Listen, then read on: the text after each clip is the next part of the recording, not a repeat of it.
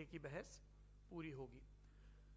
2-3 बुनियादी बातें हैं जिनका हमें ध्यान रखना है। किसी भी किस्म की नारेबाजी में हमें शरीक नहीं होना है। ये हल्ला गुल्ला नहीं है, क्योंकि पूरी दुनिया देख रही है, तो एक नज़ीर कायम करनी है, एक उदाहरण लोगों के सामने रखना है कि पढ़े लिखे लोग इत्तेफाकी और ना इत्तेफाकी रखते हुए भी, एक दूसरे से सहमति और असहमति रखते हुए भी बात कह सकते हैं। यहाँ पर मेरे JNU के प्रोफेसर बैठे हैं, पुरुषोत्तम अग्रवाल जी, जिन्होंने हमें क्लास में सिखाया है कि सहमति का साहस और असहमति का विवेक, और इसका ठीक उलट भी, ये बड़ा जरूरी है। दूसरी बात, ये किसी एक धर्म के बारे में बहस नहीं है, ये बात सबको स्पष्ट होनी चाहिए। किसी धर्म को महान बताने या किसी धर्म को कमतर बताने की ये बहस नहीं है। तो यदि कोई इस उम्मीद से देख रहा है या यहां आया है, तो मैं आपको आश्वस्त करना चाहता हूं कि आपको नाउम्मीदी हाथ लगेगी। इस बहस में बहुत ज्यादा धार्मिक प्रतीकों के इस्तेमाल को लेकर भी ये दोनों लोग जो अभी आपको गंभीर दिख रहे हैं, भले लोग हैं, कल शाम को चाय पर मिले थे, बहुत हंसी मजाक भी इनके बीच हुआ था, और गलबैयां डालते हुए एक तस्वीर भी हुई थी। ये इस बात का प्रमाण है कि इंटरनेट पर जो हल्ला मचा हुआ है उसके मुकाबले ये दोनों लोग बहुत ही अच्छे शांत ढंग से बहस के लिए राजी हो गए हैं। ट्विटर की बातें ट्विटर तक सीमित, एलन मस्क आजकल उसको एक्स कहते हैं। और अब इस बहस की शुरुआत मैं इन विद्वानों का, हालांकि इनको परिचय की जरूरत नहीं, पर हो सकता है, हमें पत्रकारिता में सिखाया जाता है कि नेवर अज्यूम, विज्ञान भी यही कहता है।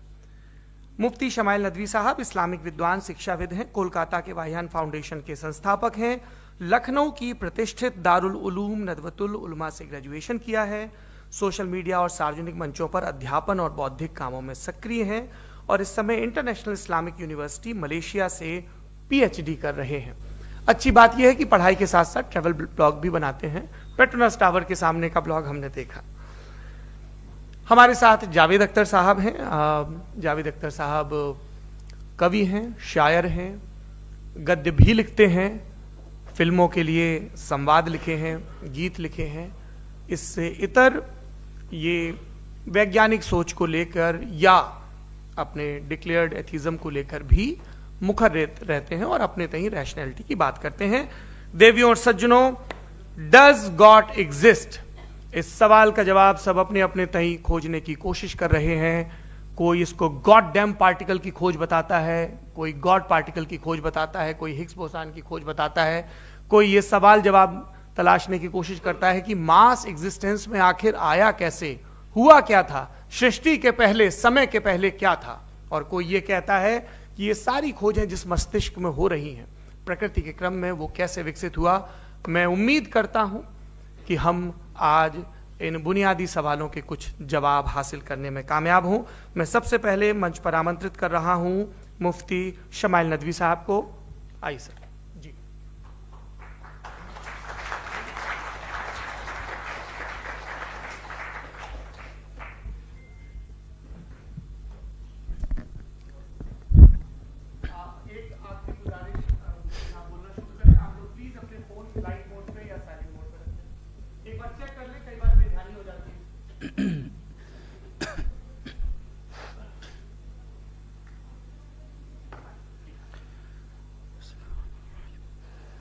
तमाम तारीफ़ें उस क्रिएटर के लिए जिसने इस यूनिवर्स को एक मकसद के तहत पैदा किया है। रिस्पेक्टेड जनाब जावेद अख्तर साहब, मिस्टर सौरभ द्विवेदी और respected audience, thank you all for being here today. आज की डिबेट में चूंकि हम बात करने वाले हैं डज गॉड एग्जिस्ट के टॉपिक पर, तो ये एक ऐसा टॉपिक है जिसके मुताल्लिक कोई भी डिसीजन लेने के लिए अलग अलग स्टैंडर्ड्स हो सकते हैं। लिहाजा डिबेट के शुरू में यह जरूरी है कि हम ये जान लें कि आज के इस टॉपिक में कौन सा स्टैंडर्ड सही होगा और कौन सा गलत होगा। सबसे पहला स्टैंडर्ड जिसे मैं समझता हूं कि हमारे रिस्पेक्टेड जनाब जावेद अख्तर साहब बड़ी तेजी के साथ उसकी तरफ लपकेंगे, वो है साइंस। जबकि साइंस दर हकीकत खुदा के एग्जिस्टेंस को डायरेक्टली साबित करने या उसके एग्जिस्टेंस को डिनाई करने के लिए स्टैंडर्ड नहीं बन सकती।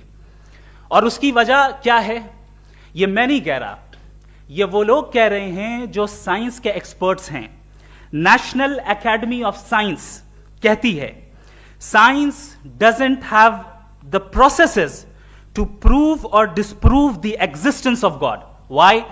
क्योंकि साइंस का ताल्लुक एम्पेरिकल एविडेंस से है, और एम्पेरिकल एविडेंसेस का ताल्लुक हमारे नेचुरल और फिजिकल वर्ल्ड से है, जबकि गॉड नॉन फिजिकल और सुपर नेचुरल रियलिटी है।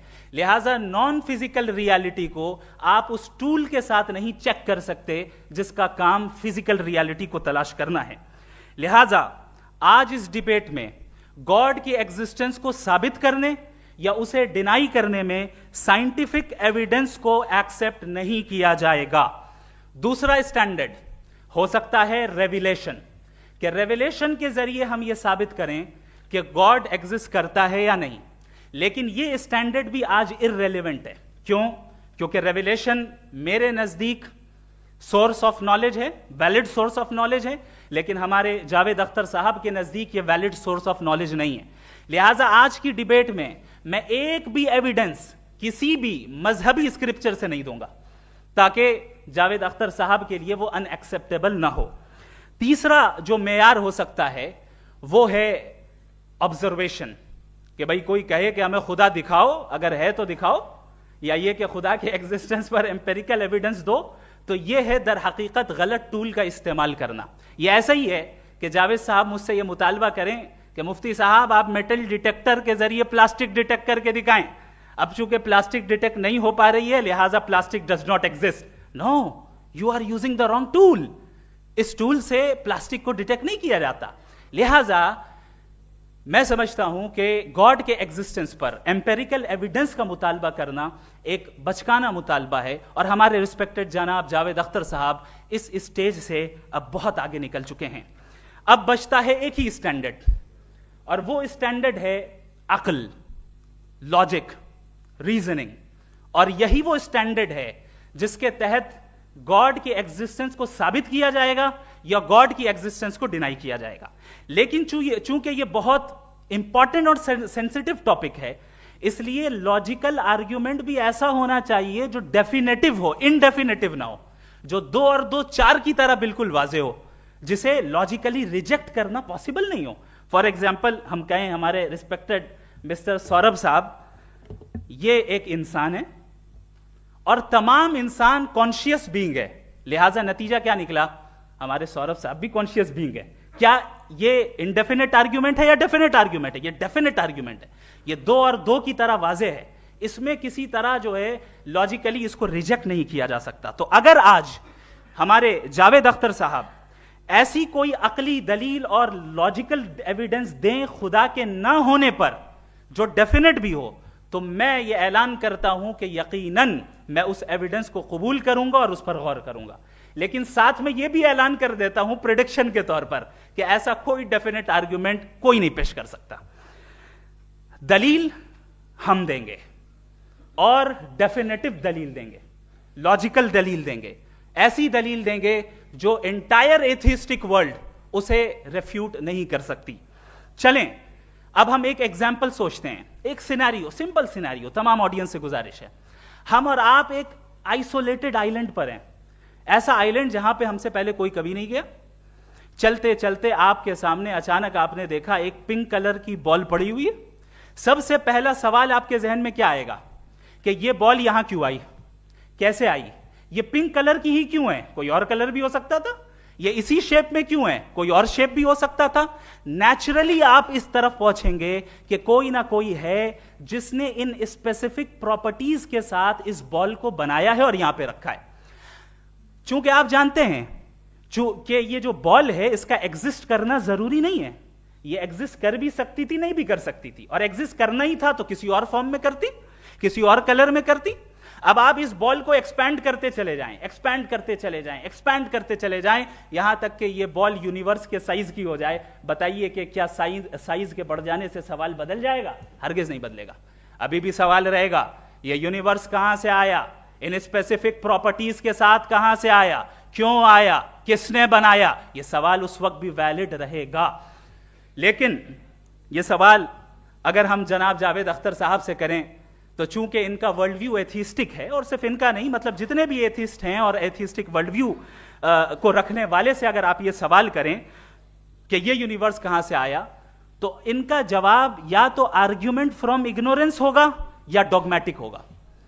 या तो ये कहेंगे कि मुझे नहीं पता कि ये कहां से आया, लिहाजा गॉड डज नॉट एग्जिस्ट, ये आर्ग्यूमेंट फ्रॉम इग्नोरेंस है।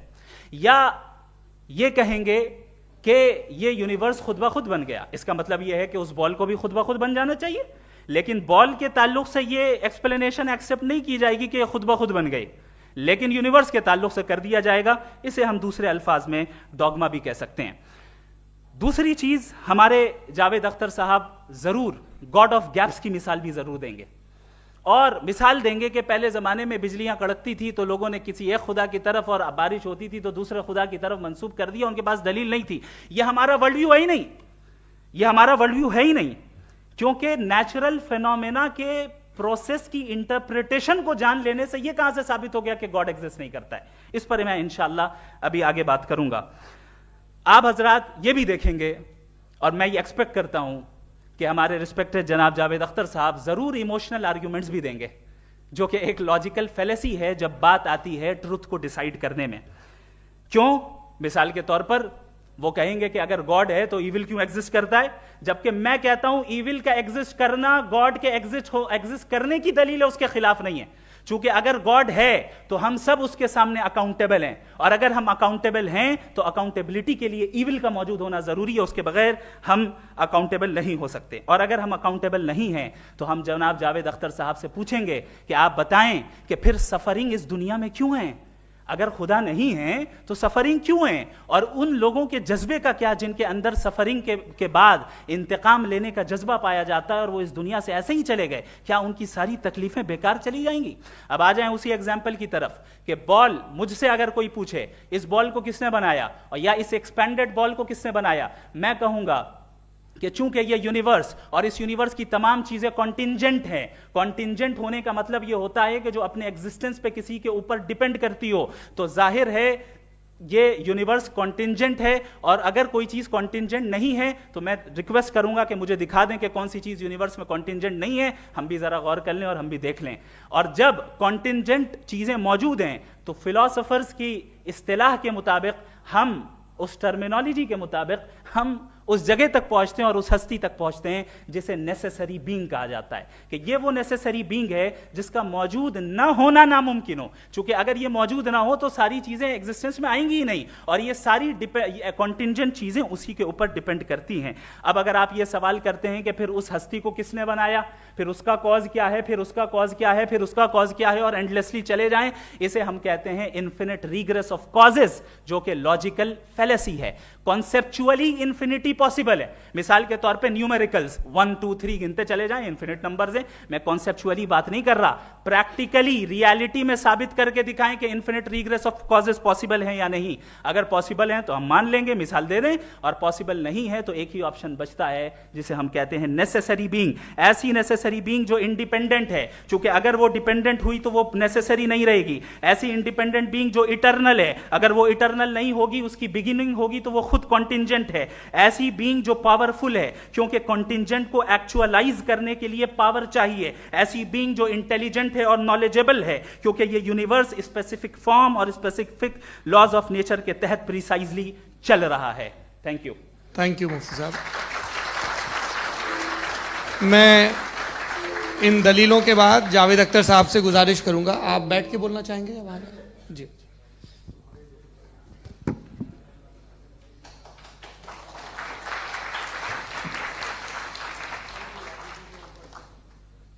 पहले तो मैं मुफ्ती साहब को एक अच्छी खबर देना चाहूँगा कि मेरी नॉलेज साइंस के बारे में बड़ी मामूली है, तो आप फिक्र ना करें उसकी, लेकिन कुछ कॉमन सेंस है मुझ में। देखिए, ये खुदा का तस्वुर कोई नया तस्वुर नहीं है, ये सदियों से रहा है। ये कुछ रिलीजन 3000 साल पुराने होंगे, 4000 साल पुराने होंगे, लेकिन इंसान कोई 10,000 12,000 साल से एग्जिस्ट करता है होमोसेपियन की शक्ल में, और हमेशा कुछ ना कुछ मज़हब रहे। ये मज़हब जाहिलों के नहीं थे, ये मज़हब एक ऐसी ग्रीक सोसाइटी के थे जहाँ बड़े बड़े फिलोसफर्स पैदा हुए। ये मज़हब इजिप्शियंस के थे जिन्होंने पिरामिड्स बनाए थे, ये रोमन्स के थे कि जिनका आर्किटेक्चर और सेनेट यानी पहली बुनियाद डेमोक्रेसी की लिमिटेड थी मगर डेमोक्रेसी थी, ये उन लोगों ने किए थे। तो इनका जो जुपिटर था, रा था, ज़्यूस था, उन्हें उस पर इतना ही एतमाद था जितना आज किसी मजहबी आदमी को अपने खुदा पे होगा। क्रिश्चियनिटी आने से पहले यूरोप में एक मजहब था जर्मेनिक रिलीजन, उसका एक खुदा था, उसकी एक बीवी थी, उसके 2 बेटे थे, एक बेटी थी। फिर जर्मनी में जब यूरोप में क्रिश्चियनिटी आई तो वो खुदा, उसकी बीवी और पूरे ख़ानदान चला गया। तो अगर हम हिस्ट्री देखें तो खुदा जो हैं वो ज़्यादातर फ़नी है, वो हमेशा रहे नहीं। और वो जो लोग इन्हें मानते थे उनको आप कहें वो तो जाहिल थे, उन्हें तो कुछ पता ही नहीं था, ऐसा नहीं है। वो अपने वक्त में बड़े काबिल लोग थे और अपने वक्त में उन्होंने बड़े बड़े काम किए हैं, फिलोसफर्स थे, साइंटिस्ट थे, लेकिन उनका मजहब कहाँ गया, उनके खुदा कहाँ गए? आज जो खुदा हैं दुनिया में लोग उन्हें मानते हैं। आपको क्या मालूम कि कितने बरसों के बाद क्या होने वाला है? हम यूरोप में देखते हैं तो चर्च खाली हैं। तो वक्त के साथ चीज़ें बदलती हैं। जहाँ तक इसका ताल्लुक है मजहबों का, हर मजहब आपसे एक चीज़ मांगता है, फेथ। ये फेथ क्या चीज़ होती है?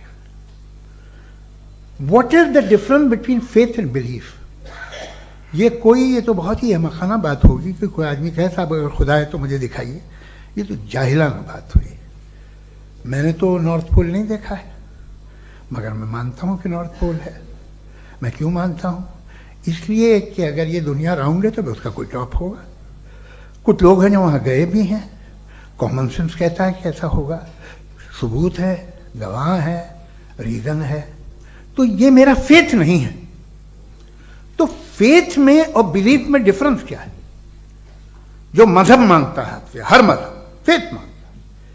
फेथ का मतलब ये है कि ना कोई गवाह हो, ना कोई सबूत हो, ना कोई रैशनल हो, ना कोई लॉजिक हो, ना कोई प्रूफ हो, मगर तुम एक बात को मानो। ये है फेथ। वरना बिलीफ होता। अगर इसमें कुछ भी सबूत होते, गवाह होते, तो फिर इसे आप बिलीफ कहते। जैसे मेरा बिलीफ है कि नॉर्थ पोल है, मेरा फेथ थोड़ी है। फेथ इन तमाम शर्तों को रद्द करता है। तो फिर स्टुपिडिटी क्या है? अगर मैं एक बात ऐसी मानूं जिसकी ना कोई लॉजिक है, ना कोई रैशनल है, ना कोई प्रूफ है, ना कोई गवाह है, ना कोई सबूत है, और मैं उसे मानूं, तो ये स्टुपिडिटी हुई। इसे ही भाई कल को मैं यकीन कर लूं कि एलॉन मस्क जो है मेरा भाई है, तो मुझे इंतहाई खुशी होगी, सुकून भी बहुत मिलेगा मुझे। लेकिन और कहे भाई क्यों मानते हो, क्या सबूत है भाई, वो तो अमेरिकन है और तुम तो इंडियन हो, वो तो नस्ल अलग है, तुम्हें कभी मिले भी नहीं। साहब देखिए मेरा फेथ है, इस पर बात न किया। फेथ का मतलब ही यह है कि आप प्रूव नहीं कर सकते। अगर आप प्रूव कर सकते हो तो फेथ की जरूरत ही नहीं, फिर तो आप बात करेंगे, आप कितनी बहस कर लीजिए। अल्टीमेटली दुनिया का हर मजहब फेथ पे टिका है, और फेथ का मतलब है एक ऐसा यकीन जिसका कोई सबूत, कोई गवाह, कोई रैशनल नहीं। अब आप ये कहें, क्या आप ये क्यों कह रहे हैं कि साहब ये कायनात किसने बनाई? कमाल ये है कि आपने बताया कि एक आइलैंड पे गए और एक बॉल देखी। आपने ये नहीं कहा कि आइलैंड किसने बनाया, आपको सिर्फ बॉल पे हैरत हुई। हमने आइलैंड पे हमने हैरत नहीं की, होते हैं आइलैंड। इसी तरह ये आइलैंड है, सितारे, ये गैलेक्सीज, ये सब आइलैंड हैं, खला में। हम उन्हें टेकन फॉर ग्रांटेड लेते हैं, हम पूछते नहीं किसने बनाए। आपने जजीरे के बारे में भी नहीं पूछा है। मेरी पैदाइश कैसे हुई? क्या मैं प्लान्ड पैदा हुआ था? I was plan to be born, या एक लकी स्पर्म था जो किसी एक से चिपक गया? मेरी पैदाइश रैंडम। और इंसाफ जिसे आप कहते हैं, इंसाफ का तो नेचर से कोई वास्ता ही नहीं है। जो आप कहते हैं कि एक दिन इंसाफ मिलेगा, इंसाफ is a human concept, nature में कोई इंसाफ नहीं। अगर शेर हिरन को खा जाता है तो उसे कोई सजा नहीं मिलती। अगर एक आंधी आती है और हरे भरे पेड़ों को उखाड़ के फेंक देती है तो आंधियों की जेल नहीं होती है। नेचर में इंसाफ नहीं, इसलिए उसे नेचर को इंसाफ की जरूरत भी नहीं। नेचर तमाम एक है। अब हम कहें कि साहब ये देखिए जो मैंने खाना खाया था ये मेरी आंख तो नहीं यूं कर दिया उसे तो इसे सजा मिलने, नहीं, वो सिस्टम है, ऐसे ही चल रहा है। नेचर बगैर इंसाफ के है। इंसाफ इज अ ह्यूमन कॉन्सेप्ट। तो जो आपसे कहता है कि मैं तुम्हें इंसाफ दूंगा वो इंसानी जहन की पैदावार है। ये नेचुरल है ही नहीं, ये आसमानी है ही नहीं। नेचर का तसव्वुर, इंसाफ का तसव्वुर। भाई आप साथ मिलते हैं, अब आप लेफ्ट हैंड ड्राइव करते हैं, ये क्या है? तमाम सच, तमाम नेकी, तमाम शराफत लेफ्ट हैंड ड्राइव है। वरना क्या होगा, या तो आप क्रॉस कर देंगे, आपका एक्सीडेंट हो जाएगा, या आप किसी को मार देंगे, या ट्रैफिक जैम हो जाएगा। झूठ, बेईमानी, रिश्वतखोरी, ये तमाम जो है driving on the wrong side है। इसके ऊपर कुछ नहीं। ये तो हमने बनाया, जैसे हमने लेफ्ट हैंड ड्राइव बनाई है। ये कॉन्सेप्ट ऑफ इंसाफ जो है ये हमारा है, इसका नेचर से कोई वास्ता नहीं। शेर खा जाता है हिरन को, उसे जेल होती है क्या? कुछ भी नहीं, है ही नहीं। तो ये जो दुनिया के रिलीजन प्रॉमिस करते हैं आपसे इंसाफ, इसी से मालूम होता है कि ये मैन मेड है। ये तसव्वुर कहीं और का है ही नहीं। जो नेचर है, कुछ लोग कहते हैं नेचर ही खुदा है, तो नेचर में तो इंसाफ नहीं कहीं। और आप वादा कर रहे हैं कि तुम्हें मरने के बाद इंसाफ मिलेगा। मुझे अगर मिलेगा तो मैं बहुत खुश होऊंगा, लेकिन मैं यकीन नहीं कर पाता हूं, इसलिए कि मैं फेथ नहीं पैदा कर सकता। The very fact that religions demand faith, इसका मतलब है कि उनके पास जस्टिफिकेशन नहीं है। अच्छा था, फिर रिलीजन अगर मॉडरेशन में है, कोई सा भी नहीं, वो आप में कुछ खूबियां भी पैदा करता होगा, देखिए उससे ये फायदा है, वो फायदा है। अल्कोहल जो है वो ज़्यादातर दवाओं में यूज़ होती है, और एक सर्वे किया गया था अमेरिका में कि लॉन्जिटिविटी किन लोगों की है। तो एक तरफ वो लोग थे जो शराब पीते ही नहीं थे, और एक तरफ वो थे जो एक बोतल शराब रोज पीते थे। सबसे ज़्यादा लंबी उम्र की है जो 2 पैक नाप के शराब पीते और खाना खाते हैं। मगर हम शराब को बुरा समझते हैं, मैं भी बुरा समझता हूँ। क्यों? ऐसा होता नहीं। कुछ चीज़ों में आदत होती है जो बढ़ती है।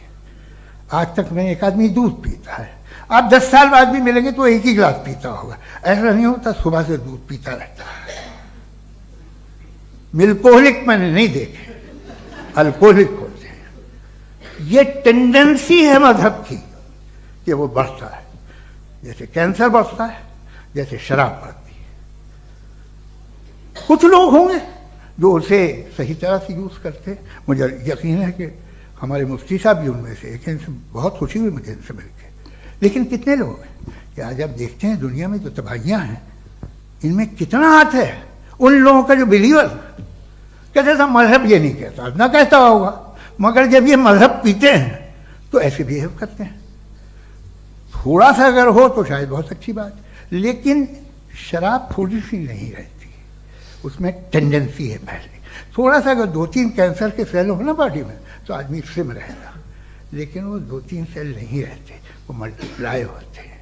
जावेद साहब टाइम पूरा हो गया। टाइम हो गया, तो बस बात खत्म हो गई। अच्छा, मुझे कुछ और कहने को था भी नहीं। जी, मैं पहले जवाबी दौर के लिए इनवाइट कर रहा हूं मुफ्ती साहब को। Your rebuttal round 1, you have 7 minutes.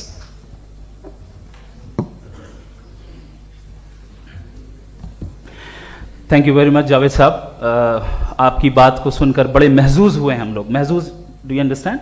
We enjoyed. Okay, अब थोड़ा सा लॉजिकली उसको हम लोग देखते हैं। दरअसल हम लोगों ने कल गुजारिश की थी मुफ्ती साहब से भी, जावेद साहब से भी, कि हिंदुस्तानी जबान आम फहम सबको समझ में आ जाए, और जहां कहीं आप मुश्किल शब्द इस्तेमाल करें वहां बताते भी चलें। Thank you. तो सबसे पहले हमारे रिस्पेक्टेड जावेद साहब ने हवाला दिया कि खुदा फानी है। कितने मजहब आगे चले गए, किसी ने जुपिटर को खुदा माना, किसी ने किसी को माना। मैं कहता हूं जिसने कॉन्टिंजेंट चीज को खुदा माना, गलत माना, वो खुदा ही नहीं, वो खुदा ही नहीं है। हम तो नेसेसरी बीइंग को साबित करने बैठे हैं, वो नेसेसरी कॉज जो इटरनल है, जो अबदी भी है और अजली भी है। हम किसी और को साबित करने नहीं बैठे। दूसरी चीज उन्होंने कहा कि फेथ एंड बिलीफ, ये एक ऐसी डेफिनेशन है फेथ की जो इन्होंने पहली मर्तबा पेश की है, या माफ कीजिएगा इन्होंने पहली मर्तबा पेश नहीं की है, रिचर्ड डॉकिंस ने पहली मर्तबा पेश की है। मुझे मालूम है ये सोर्स कहां से है। एपिस्टेमोलॉजिकली फेथ और बिलीफ का फर्क आप इस तरह नहीं कर सकते सर। फेथ सही भी होता है, गलत भी होता है, बिलीफ सही भी होता है, गलत भी होता है। जो लॉजिक, रीजन और एविडेंस से बैक्ड होगा वो फेथ सही होगा। और आप जिस फेथ की बात कर रहे हैं कि इलॉजिकल है और उसके पीछे नहीं है, तो we are on the same page. हम नहीं मानते उस फेथ को, जो फेथ ऐसा हो जिसके पीछे कोई लॉजिक ना हो, एविडेंस ना हो, हम नहीं मानते। हम तो उस फेथ के कायल हैं जिसके पीछे लॉजिक हो और एविडेंस हो। तो बिलीफ सही भी होता है, गलत भी होता है, फेथ भी सही होता है और गलत भी होता है। तो आज फेथ और बिलीफ के डिफरेंस पे बात नहीं हो रही। आज आप चाहे फेथ एक्सेप्ट कर लें या बिलीफ एक्सेप्ट कर लें, आज ये बात होगी कि ट्रूथ क्या है, चाहे ट्रू बिलीफ सही है या ट्रू फेथ सही है, और फॉल्स फेथ क्या है और फॉल्स बिलीफ क्या है, बात इस पे हो रही। दूसरी चीज इन्होंने पूछा स्टुपिडिटी फिर क्या है। अगर फेथ रिलीजन स्टुपिडिटी नहीं है तो और क्या है? चूंकि फेथ का मुतालबा करते हैं तो स्टुपिडिटी क्या है? मैं कहता हूं स्टुपिडिटी एथिज्म है। उसकी वजह यह है कि आप एक सड़क पे जा रहे हो और आप किसी गार्डन में जाएं और देखें वहां लिखा है फूलों के साथ I love Javed Akhtar, and I really do, I love you sir. So जब आप वहां पर पहुंचे तो वहां पहुंचकर अब ये बताएं, क्या आप ये कहेंगे wow what a natural selection? ये क्या नेचुरल सिलेक्शन है? नहीं, ये प्रिसाइजली डिजाइंड है, इसके पीछे डिजाइनर है। लिहाजा अगर कोई एक ऐसी कॉमन सेंस की बात को कबूल नहीं कर रहा है कि यूनिवर्स जो इतने प्रिसाइजली काम कर रहा है, हम कह दें कि खुद ब खुद बन गई, मैं समझता हूं इससे बड़ी स्टुपिडिटी और कुछ नहीं है। ये रैशनल चीज है। फिर हमारे सर ने कहा कि आपने बॉल पे फोकस किया, आइलैंड पे फोकस नहीं किया। अरे आइलैंड को किसने बनाया यही समझाने के लिए तो बॉल की मिसाल दे रहा हूं। और बॉल भी कॉन्टिंजेंट है, आइलैंड भी कॉन्टिंजेंट है, दोनों नेसेसरी बीइंग का मुतालबा करते हैं। आगे इन्होंने कहा कि नेचर में कोई इंसाफ नहीं है। हम डिसाइड करते हैं कि मोरालिटी क्या होती है, इंसाफ क्या होता है। हम डिसाइड करते हैं, जैसे ड्राइविंग सीट में ट्रैफिक वाला, ये तो किसी खुदा ने नहीं कहा, ये है, इसे कहते हैं फॉल्स इक्विवेलेंस। ये एक लॉजिकल फेलेसी है। आपने जो है मिसाल दी ड्राइविंग की और ट्रैफिक की, ये सब्जेक्टिव मोरालिटी है। आप सब्जेक्टिव मोरालिटी को मिसाल बनाकर ऑब्जेक्टिव मोरालिटी के ऊपर नहीं थोप सकते। इंसाफ की ऑब्जेक्टिव मोरालिटी। अगर आप ये कहते हैं कि नेचर में इंसाफ नहीं है तो इंसाफ का न होना ये नेचुरल हुआ, तो फिर नेचर को नेचर रहने दे, क्यों हम इतना स्ट्राइव कर रहे हैं दुनिया में इंसाफ लाने के लिए? ये तो इलॉजिकल बात है, इरैशनल बात है। इसलिए बहुत सी चीजें ऐसी हैं जो ऑब्जेक्टिवली जो है इविल या गुड हैं, और बहुत सी चीजें ऐसी हैं जो सब्जेक्टिवली हैं। सब्जेक्टिवली जो मोरल होता है या इमोरल होता है उसको हम सोशल कंसेंसस से या पर्सनल प्रेफरेंस से डिसाइड करते हैं। लेकिन जो ऑब्जेक्टिव मोरालिटी है जिसमें इंसाफ आया, जो इन्होंने बार बार रिपीट किया, ये ऑब्जेक्टिव है, सब्जेक्टिव नहीं है। अगर आप कहते हैं ये सब्जेक्टिव है तो मेरा सवाल आपसे ये है, क्या सोशल कंसेंसस के जरिए अगर जुल्म को सही करार दे दिया जाएगा तो आप जुल्म को जस्टिफाई करेंगे? दूसरी चीज इन्होंने यह कहा कि 2 पैक शराब पी लें तो वो उतने पे नहीं रहता, बढ़ जाता है। यही मामला मजहब के साथ है। 2 पैक आप पी लें बढ़ेगा। तो ये एक ऐसी मिसाल है, इसको कहीं भी फिट कर लें कि आप एथिज्म पे जब फिट करें, जब आप 2 पैक एथिज्म का लेंगे ना तो वो बढ़ बढ़ के नॉर्थ कोरिया बनेगा। Thank you.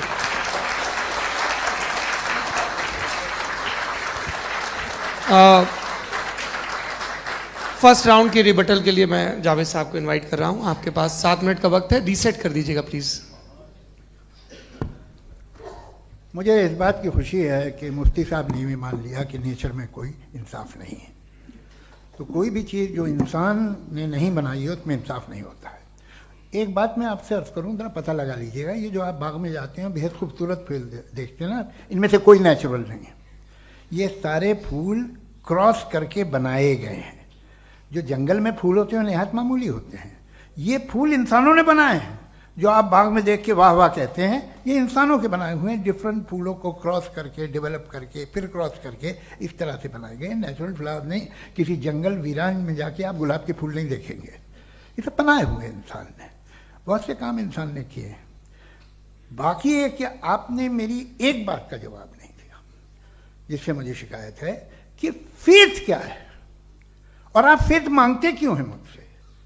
आप तो लॉजिकल हैं, आपके पास तो सारे रैशनल हैं, आपके पास सारे सबूत हैं, तो आपको फेथ की डिमांड क्यों करते हैं कि भाई तुम सरेंडर कर दो और सवाल मत करो। कोई मजहब सारे सवाल करने की इजाजत नहीं देता है और मना करता है कि ज्यादा सवाल ना करो, बह जाओगे तुम। आप क्यों रोकते हैं? हकीकत यह है कि इंसानी तारीख क्या है। इंसानी तारीख यह है कि दुनिया में दो तरह के लोग हुए हैं। एक वो जिन्होंने अपनी लाइल्मी की परस्तिश की है, दूसरे वो जिन्होंने अपनी इग्नोरेंस या लाइल्मी से झगड़ा किया है और मालूम किया है कि क्या है। ये जो आप कह रहे हैं, आज आप हैरान हैं कि भाई ये यूनिवर्स कैसे बनी।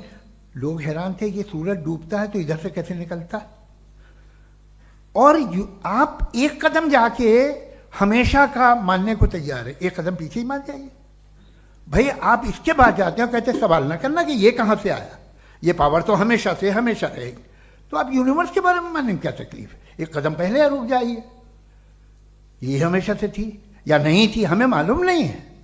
और ये कहना कि हमें मालूम नहीं है, कमाल ये है कि दुनिया के सारे मजहब सब जानते हैं ये दुनिया कैसे बनी थी, कैसे मिटेगी, मरने के बाद क्या होगा, इनको सब इल्म है।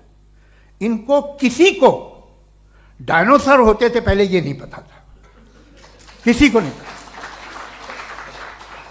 किसी भी दुनिया की मजहबी किताब में डायनासोर का जिक्र नहीं है। लेकिन बाकी सब बातें, how to make universe in 4 easy lessons and बाकी सब पता है। जिसको सब पता है वो गड़बड़ है।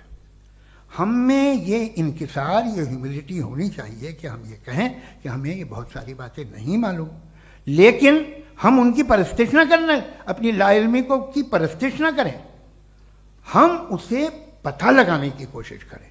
जिस दुनिया में आप बैठे हैं सर, ये हॉल जो है, ये इलेक्ट्रिसिटी जो है, ये माइक जो है, जिस हवाई जहाज से आप आए थे, वो जिस कार से आप यहाँ आए हैं, ये सब उन लोगों की बनाई हुई है जिन्होंने सवाल किए थे। ये दुनिया जिसमें आप आज आराम से हैं, ये उन लोगों की बनाई है कि जिन्होंने सवाल किए थे। और हर स्टेज पे इन सवालों को मकरूह कहा गया था, गलत कहा गया था। आप जरा तारीख पढ़िए, एक बड़ी दिलचस्प किताब है बर्ट्रैंड रसेल की, जिसमें उसने रिलीजन एंड साइंस कि कब से रिलीजन जो है साइंस के अगेंस्ट है। और हद तो यह है कि भाप के इंजन के खिलाफ थे, स्टीम इंजन के भी खिलाफ थे, और फतवे हुए उन पे, वेटिकन ने दिए।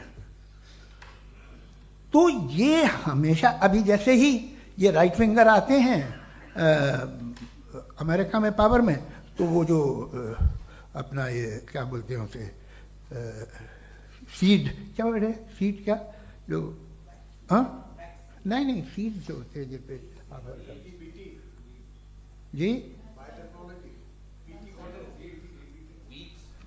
नहीं भाई, वो जो ह्यूमन बॉडी के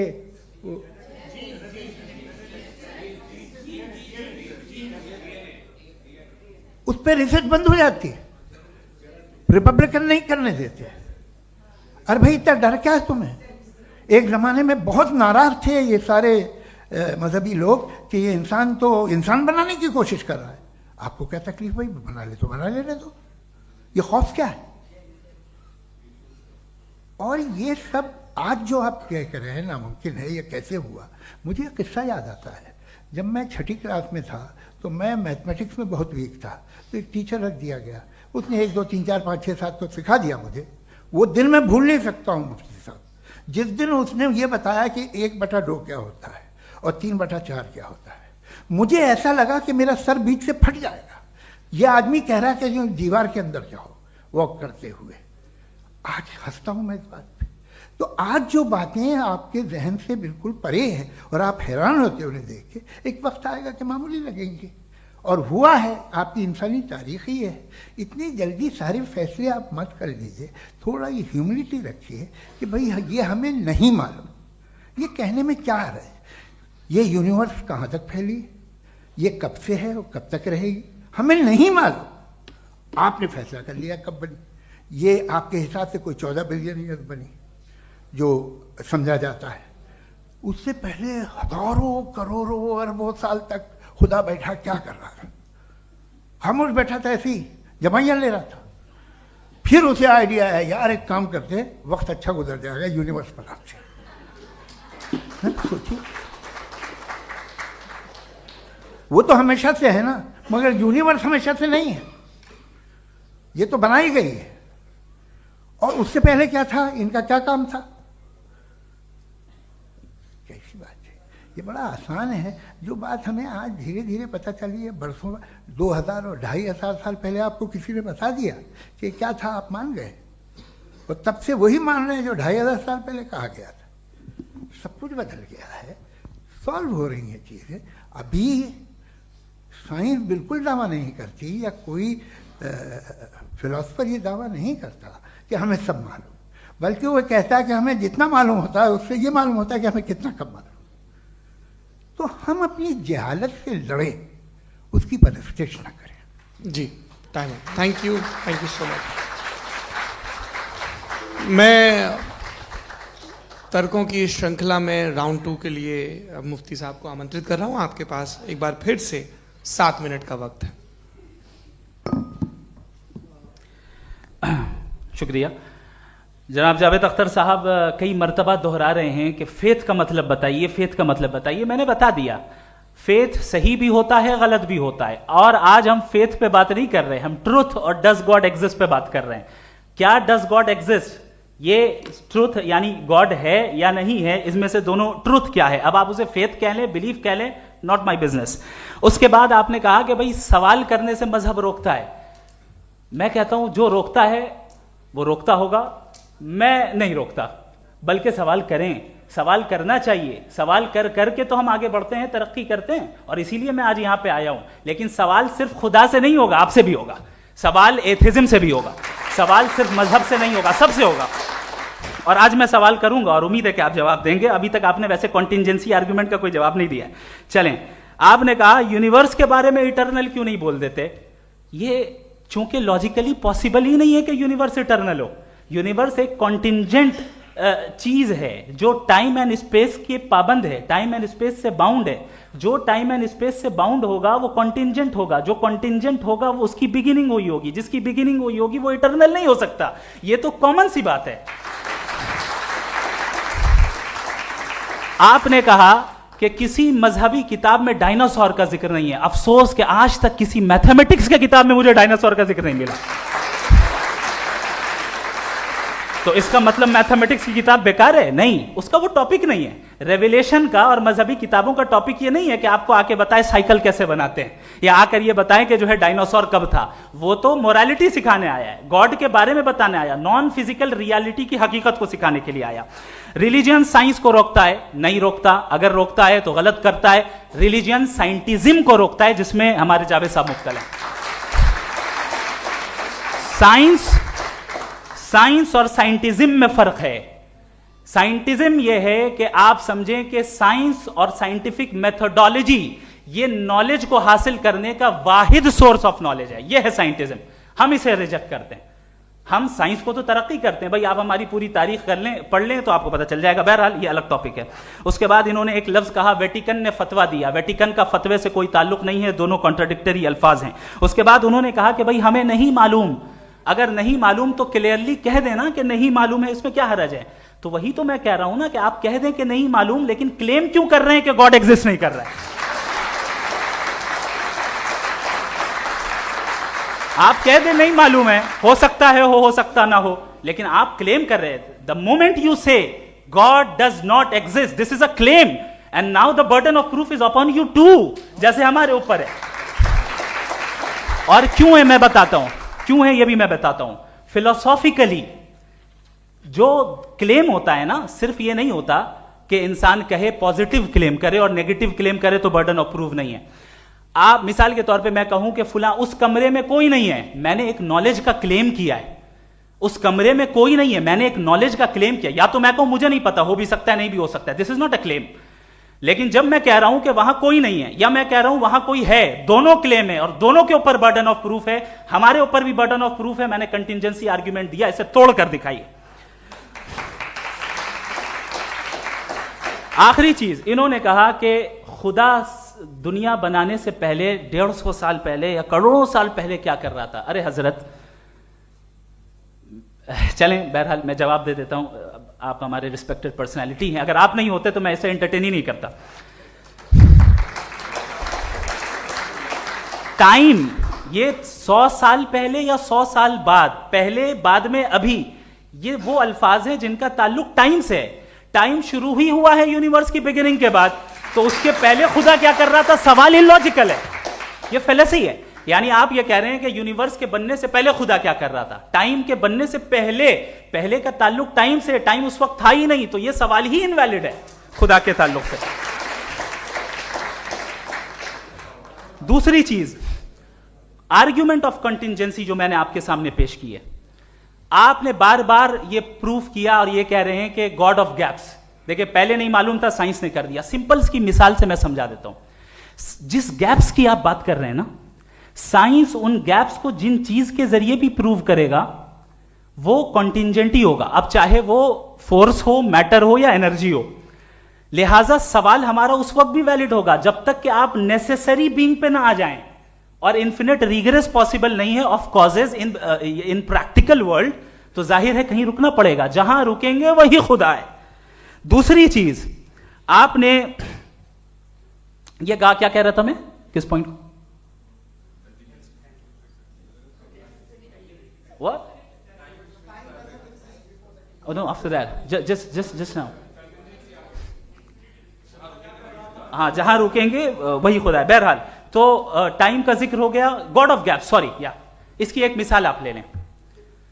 एक कार है, एक साहब ने देखा कि भाई कार जो है उसके व्हील्स कितने अच्छे लगे हुए हैं सही जगह पे, स्टीयरिंग जो है कितने अच्छे जगह पे लगी हुई है, और सीट्स कितने वेल डिजाइंड है, कितनी प्रिसाइजली ये कार काम कर रही है, तो जरूर कोई ना कोई इसे क्रिएट किया है, किसी ने क्रिएट किया है। अब जावेद साहब आए और कहे, अरे जनाब बोनेट खोलिए, इसमें इंजन है, इंजन इस कार को चला रहा है, hence prove no one has created the car. This is illogical, this is irrational. आपने इंजन के जरिए उस गैप को तो साबित किया, लेकिन क्या उससे कार की जो क्रिएशन है और उसका जो क्रिएटर है ये इम्पॉसिबल हो जाए? ऐसा पॉसिबल है? उसका सवाल खत्म हो जाए, ऐसा पॉसिबल है? नहीं। आपने गैप्स को फिल करके, कॉन्टिंजेंट चीजों से गैप्स को फिल करके हमारे ऑब्जर्वेशन को और ब्रॉड कर दिया। अब हमें और पता चल गया कि ये जो कार है इसका सिस्टम कितना ज्यादा कॉम्प्लेक्स है। पहले कम समझते थे, अब कॉम्प्लेक्सिटी और ज्यादा वाजे हो गई। अब हमें समझ में आ रहा है कि हमारी सर्टेनिटी और बढ़ गई कि जरूर इस कार को किसी ना किसी ने बनाया। यही मामला यूनिवर्स का है। साइंस हमेशा फिजिकल वर्ल्ड की चीजों को ही फिल करती जाएगी और फिजिकल चीजों से ही करती जाएगी, चूंकि एम्पेरिकल एविडेंस का ताल्लुक फिजिकल वर्ल्ड से है। आप साइंस के जरिए मेटाफिजिकल रियलिटी को कभी साबित नहीं कर सकते। ये रॉन्ग टूल का इस्तेमाल करना है। ये वही काम है कि आप मेटल डिटेक्टर से प्लास्टिक डिटेक्टर करने चलें, जो कि जाहिर है सही नहीं है। Thank you.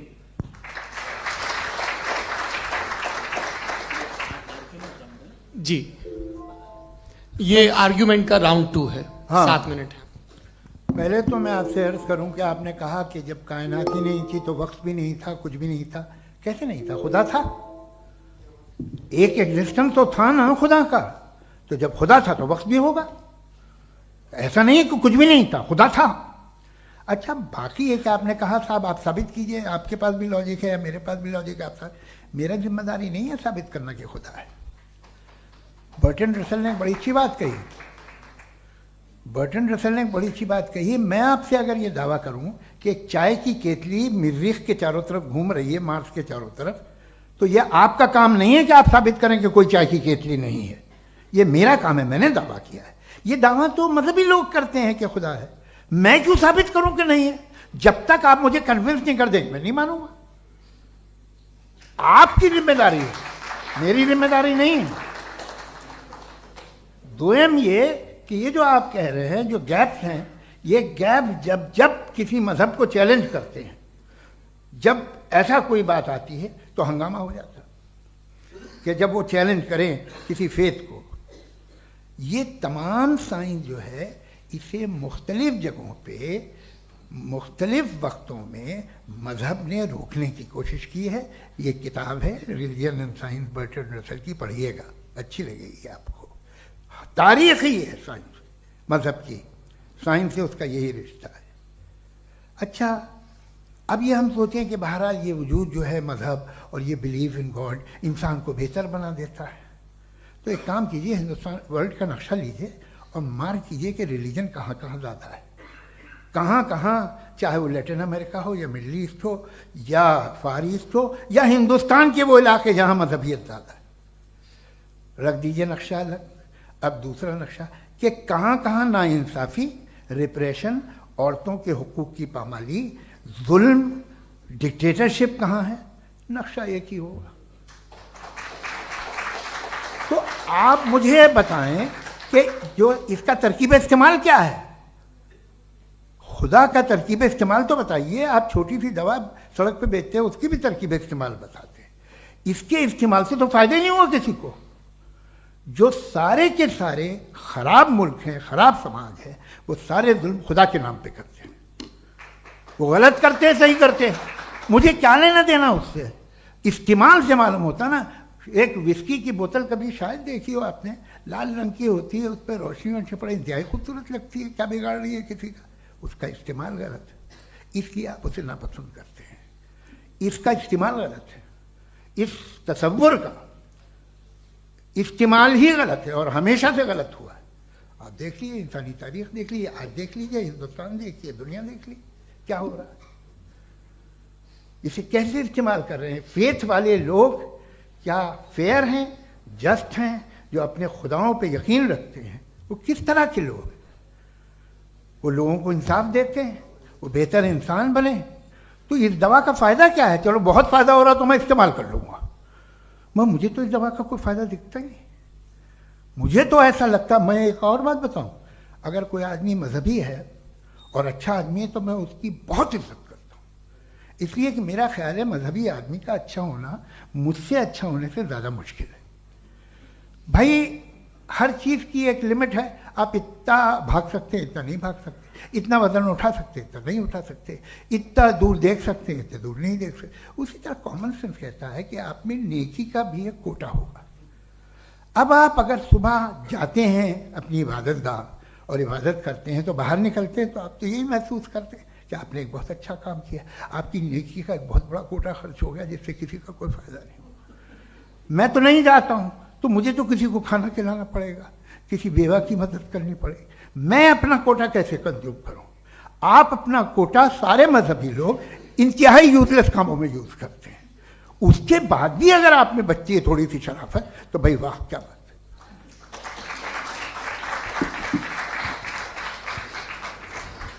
एक तो मुझे ये बात बहुत अच्छी लग रही है कि दोनों ही विद्वान समय को मानते हैं और बहुत समय से अपनी दलीलें और बाज दफा समय से पहले अपनी तकरीरें पूरी करके अपनी अपनी कुर्सी पर बैठ रहे हैं।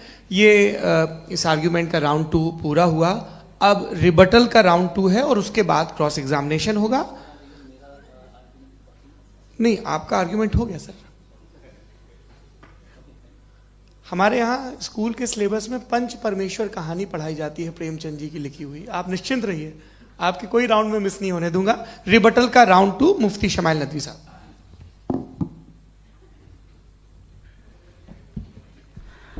असल में जो हकीकी प्रॉब्लम है, असल प्रॉब्लम है, वो ये है कि जावेद साहब के पास कॉन्सेप्ट ऑफ गॉड क्लियर नहीं है। इन्होंने कहा कि कायनात से पहले खुदा तो था, तब भी तो टाइम होगा। ये टाइम कायनात का हिस्सा है।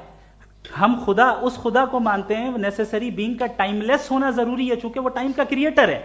जब उसने टाइम को क्रिएट किया तो वो खुद टाइम पे कैसे होगा? उसने जब स्पेस को क्रिएट किया तो खुद स्पेस में कैसे होगा? अगर वो टाइम एंड स्पेस को पहले से ही उसका पाबंद है तो फिर किस चीज को उसने क्रिएट किया? लिहाजा ये सवाल गलत है कि खुदा था तो टाइम होगा, बिल्कुल नहीं। टाइम के पाबंद हम है, खुदा नहीं है। हम फिजिकल वर्ल्ड से ताल्लुक रखते हैं, वो मेटाफिजिकल रियलिटी है। दूसरी चीज इन्होंने मिसाल दी कि चाय की केतली हवा में घूम रही होगी, और पता नहीं शायद वो बर्टन रसल का उन्होंने हवाला दिया। बहरहाल यही प्रॉब्लम है। प्रॉब्लम यही है कि हम चीजों के दरमियान डिफरेंशिएट नहीं कर पाते। ये जो आपने मिसाल दी ये इमेजिनेशन है, और मैं जो साबित कर रहा हूं वो लॉजिकल नेसेसिटी है। आप इमेजिन करने आए तो कुछ भी करें, जुपिटर में पिंक एलिफेंट होगा, यूनिकॉर्न होगा, करें, उससे कायनात पे क्या फर्क पड़ता है? उससे आप लॉजिकल नेसेसिटी साबित नहीं कर सकते। मैं तो उस प्राइम कॉज की बात कर रहा हूं, उस नेसेसरी बीइंग की बात कर रहा हूं जिसके बगैर इस कायनात का एग्जिस्टेंस मुमकिन नहीं है। दूसरी चीज, मजहब को साइंस चैलेंज करती है वगैरह वगैरह, ये हमारा टॉपिक ही नहीं है। मैं इस पे बात करूंगा तो फिर मेरा वक्त चला जाएगा। मजहब के ऊपर चूंकि हमारी डिस्कशन नहीं है, साइंस को मजहब और बिलखुसूस मैं और हमारा वर्ल्ड व्यू कम अज कम साइंस को पीछे नहीं करता है, साइंटिज्म की मजम्मत करता है। इसकी वजाहत मैंने पहले कर दी। दूसरी चीज इन्होंने कहा वर्ल्ड का नक्शा लीजिए, वर्ल्ड मैप लीजिए, दो अलग अलग जगह की। हजरत मैंने ये होमवर्क किया था, और मैंने मिडिल ईस्ट का एक नक्शा लिया और यूरोप का एक नक्शा लिया। ये मजहबी इलाका और ये लिबरल और एथीस्ट इलाका। मुझे पता चला कि सबसे ज्यादा रेप केसेस जो हैं वहां पर है।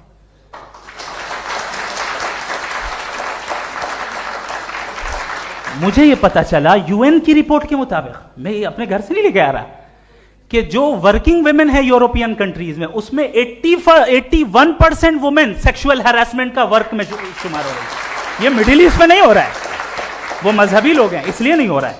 दूसरी चीज आपने ये कहा कि मजहबी आदमी का अच्छा होना हमारे अच्छे होने से बहुत मुश्किल है, बहुत मुश्किल है। तो इसका मतलब यह है कि गॉड के अलावा आपके पास अच्छे और बुरे का कोई स्टैंडर्ड है।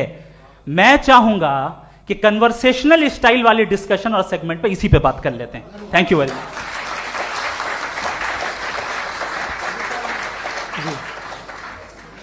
ये रिबटल का राउंड 2 है। आपके पास 5 मिनट का वक्त है, और इसके बाद क्रॉस एग्जामिनेशन शुरू करेंगे। आप चाहें तो जो इन्होंने सवाल पूछे उनके जवाब आप रिबटल में भी दे सकते हैं। जी जी, देखिए पहले तो ये बात कि ये मिसाल गलत नहीं है, गलत है। इन्होंने पहले ही हमको डिसार्म कर दिया। कह लिया अकल से मामला सॉल्व नहीं हो सकता, लॉजिक से आप पहुंच नहीं सकते। ये एक मेटाफिजिकल चीज़ है। मेटाफिजिकल अजीब सा लफ्ज़ है, ठीक से किसी को माने नहीं मालूम इसके, तो ऐसा लगता है कुछ बड़ी चीज़ है। अरे भाई क्या होता है मेटाफिजिकल, बताओ, खड़ी हो। ये एक लफ्ज़ है जो कहीं भी इस्तेमाल हो जाता है। जब आप एक बात कर रहे हैं और आप मुझसे बहस कर रहे हैं तो मुझे मेटाफिजिकल मत बताइए, आप लॉजिकली मुझे प्रूव किए। और अगर लॉजिकली आप नहीं बात करते साहब ये मेटाफिजिकल है, तो फिर हम आप बात क्या कर रहे हैं? मेरा आपका किस ज़बान में कॉन्वर्सेशन होगा? और ये कहना कि वक्त पहले नहीं था, तो फिर क्यों कहते हैं ये हमेशा से और हमेशा रहेगा? हमेशा वक्त है, तो आप कैसे कहते हैं वो हमेशा से है और हमेशा रहेगा? हमेशा का मतलब है कोई वक्त, अगर वक्त ही नहीं है तो हमेशा कैसे? बाहर वो रहेगा। अब मैं ये देखता हूँ, आपने कहा ना कि वहाँ रेप ज़्यादा होते हैं, तो हम एक बात देखते हैं कि ये दुनिया जिस पे वो कादर मुतलक है, जिसकी मर्ज़ी के बगैर पत्ता भी नहीं हिलता, ओमनीपोटेंट है, ये दुनिया चल कैसे रही है? और इस दुनिया का हाल क्या है? 45,000 बच्चे जो 10 साल की उम्र से कम थे वो गाजा में मरे। भूख से काला हांडी में बच्चे मरते हैं और डिप्थेरिया से मरते हैं। डिप्थेरिया अजीब मर्ज है, गले में जाली बनना शुरू होती है, बच्चा नीला हो जाता है, गरीब का बच्चा, इसलिए कि उपास इलाज में। ये कादर मुतलक है जो चाहे कर दे। इससे आप दुआएं मांगते हैं हमारी ये काम कर दे वो कर दे, तो इसका मतलब डे टू डे लाइफ में वो इंटरफेयर करता है और ये देख रहा है वो।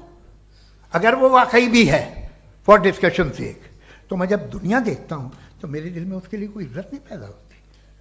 ये क्या कर रहे हो तुम पूरे ऑल पावरफुल हो, ओमनीपोटेंट हो, ओमनी प्रेजेंट हो। तुम तो वहां गाजा में रहे होगे ना, तुम हर जगह हो। तुम देख रहे थे कि बच्चे की कैसे धज्जियां उड़ रही, तुम देख रहे थे, और तुम चाहते हो मैं तुम्हारी परस्तिश करूंगा, तुम हो भी। अरे यार, इससे अच्छे तो हमारे चीफ प्राइम मिनिस्टर हैं, कुछ तो ख्याल करते हैं। कमाल है। आप किसकी इबादत कर रहे हैं? अगर वो है भी, ये दुनिया नाइंसाफी से, जुल्म से, जबर से, तशद्दुद से भरी हुई है। और आप ये मत कहिएगा कि वो देख रहा है और वो बताएगा एक दिन। अगर वो देख रहा है और इंटरफेयर नहीं करता तो आप दुआ क्यों मांगते? आप कहते हैं मेरा ये काम करा दे, इसके मतलब है वो दखल दे सकता है, वो आपको नौकरी दिलवा सकता है, भले दूसरे आदमी को न मिले, मगर आपका काम कर देगा चूंकि आपने दुआ मांगी है। तो जब वो आपको नौकरी दिला सकता है, लड़की की शादी कर सकता है, बेटे को ग्रीन कार्ड दिलवा सकता है, तो कम से कम ये जो मर रहे हैं बच्चे, इनको रोक दे, कुछ तो करे। मुझे तो दुनिया में, इस दुनिया का कोई मालिक है, इसका ओमनीपोटेंट कोई रूलर है, और ये दुनिया ऐसी चल रही है। मैं तो चाहूंगा कि भाई ना हो, अगर हो तो बड़ी शर्मिंदगी की बात है। शुक्रिया।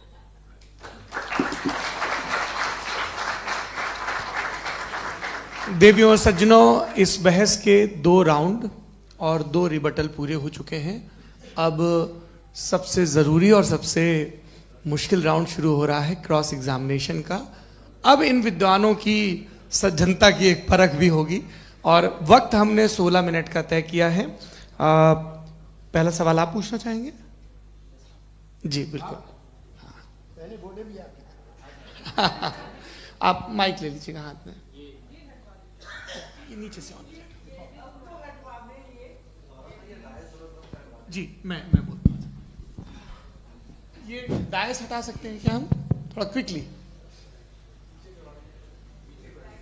डायस पीछे कर दीजिए बस थोड़ा सा, है, ताकि ये जो दाएं बाएं लोग बैठे हैं, इसे हटा ही दीजिए। अब हम वहां तो जाने वाले नहीं। आराम से आराम से दोनों तरफ से हटा दीजिए।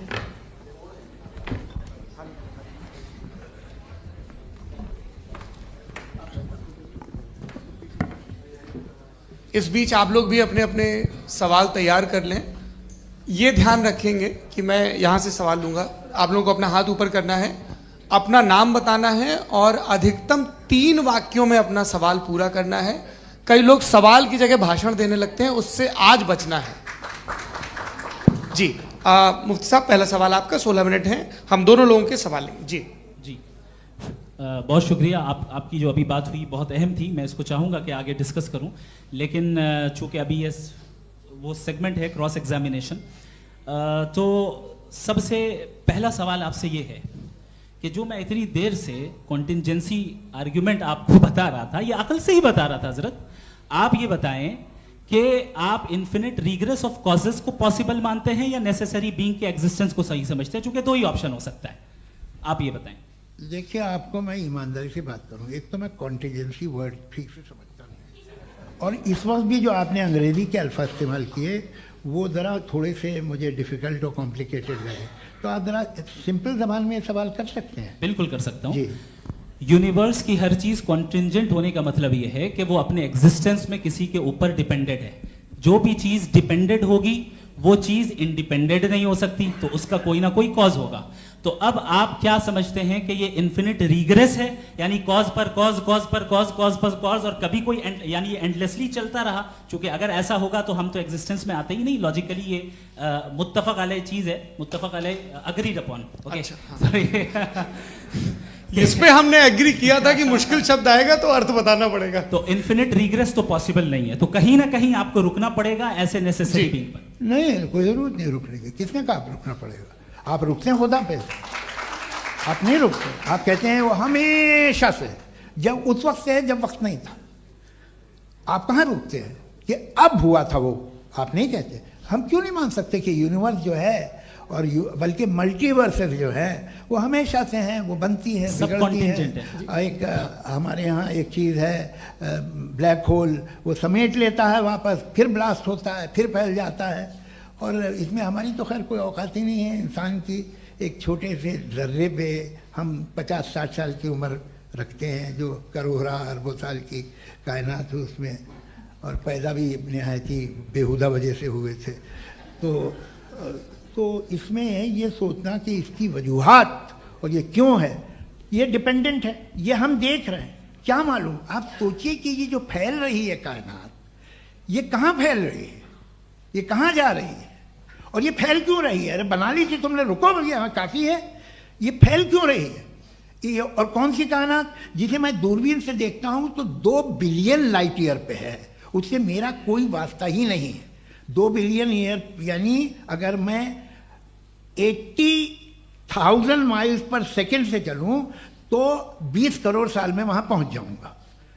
इसकी ज़रूरत क्या थी?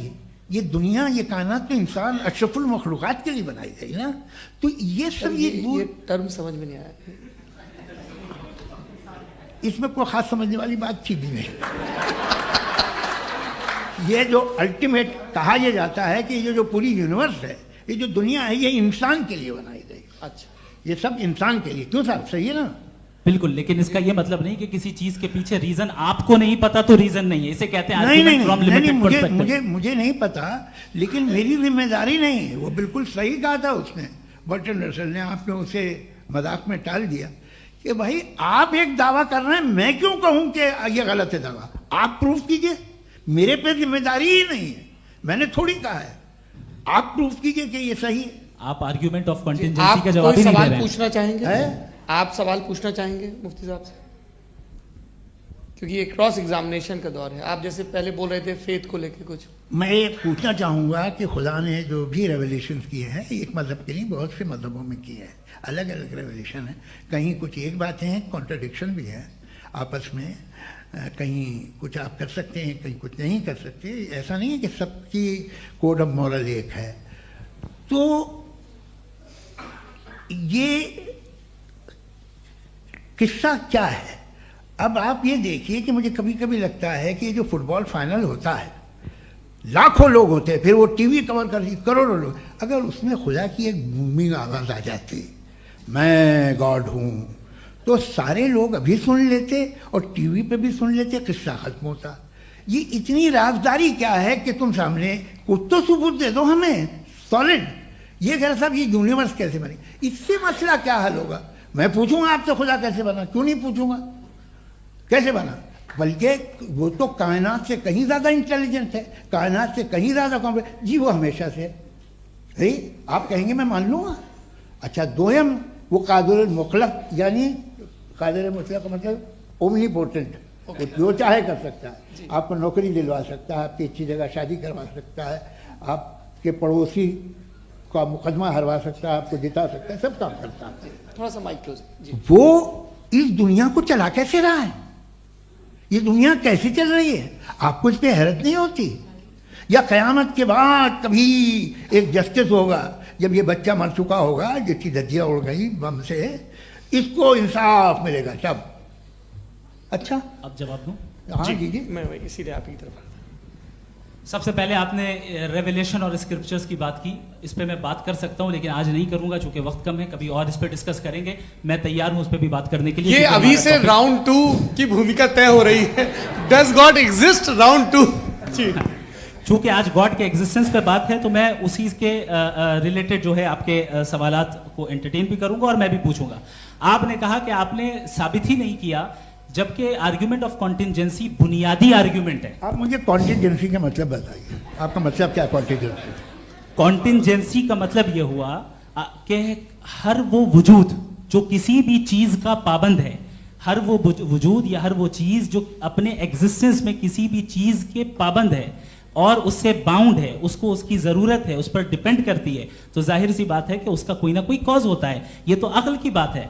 ये आप रीजनिंग की बात करते हैं, मैं वही कर रहा हूं। दूसरी चीज, आपने ये बात कही कि इतने बिलियन लाइट ईयर्स दूर है, उसका मेरा क्या लेना देना। फिर मेरे ख्याल से आपको ये नहीं कहना चाहिए I think therefore I am an atheist. आपको सोचना चाहिए, सिर्फ आप एक लिमिटेड दायरे में रहकर नहीं सोचें बल्कि बाहर निकलकर सोचें। आपने तीसरा सवाल किया, आपने 2-3 सवाल एक साथ। ऐसी बातें ना कीजिए, कुछ लोगों को इतराज हो जाएगा आप पे कि आप कुछ भी सोचिए। ये इजाजत आपको है नहीं, मुझे है।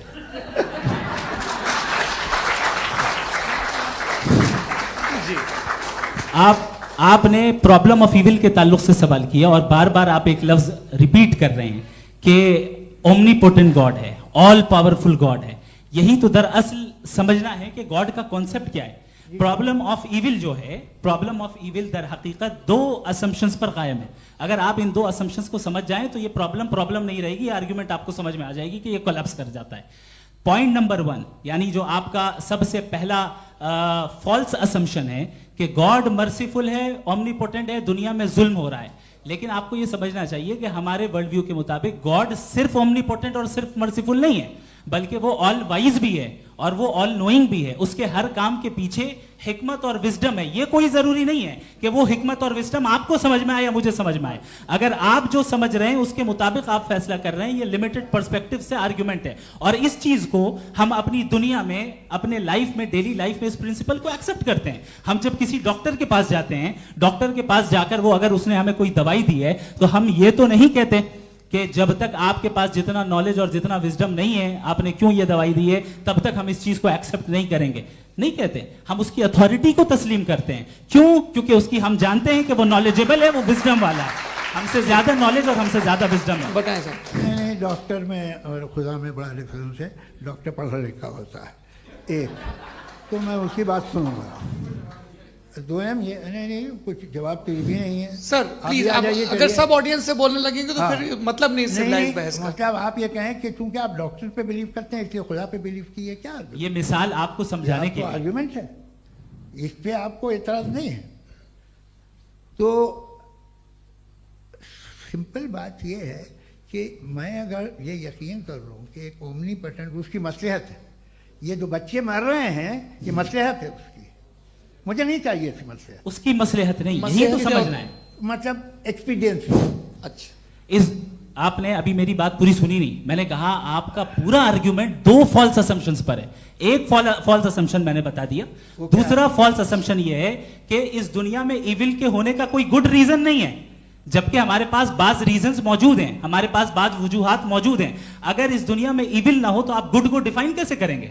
अगर जुल्म ना हो आप इंसाफ को समझेंगे कैसे? अगर तारीकी ना हो तो आप लाइट को समझेंगे कैसे? बहुत अच्छे। अभी और सुन लें, अभी और बाकी है। ये तो बात बहुत पसंद आई साहब मुझे, कि जब तक रेप ना हो तब तक औरतों की इज्जत का ख्याल आपने मेरा जवाब पूरा सुना ही नहीं। जब तक के बच्चों का कत्ल ना किया जाए तब तक आपको बच्चों की मासूमियत की इज्जत। आपने पूरा जवाब सुना ही नहीं। क्या बात है, क्या आपने नुक्ता निकाला? आपने पूरा जवाब सुना ही नहीं। आप सुन लें, मेरी बात सुन लें।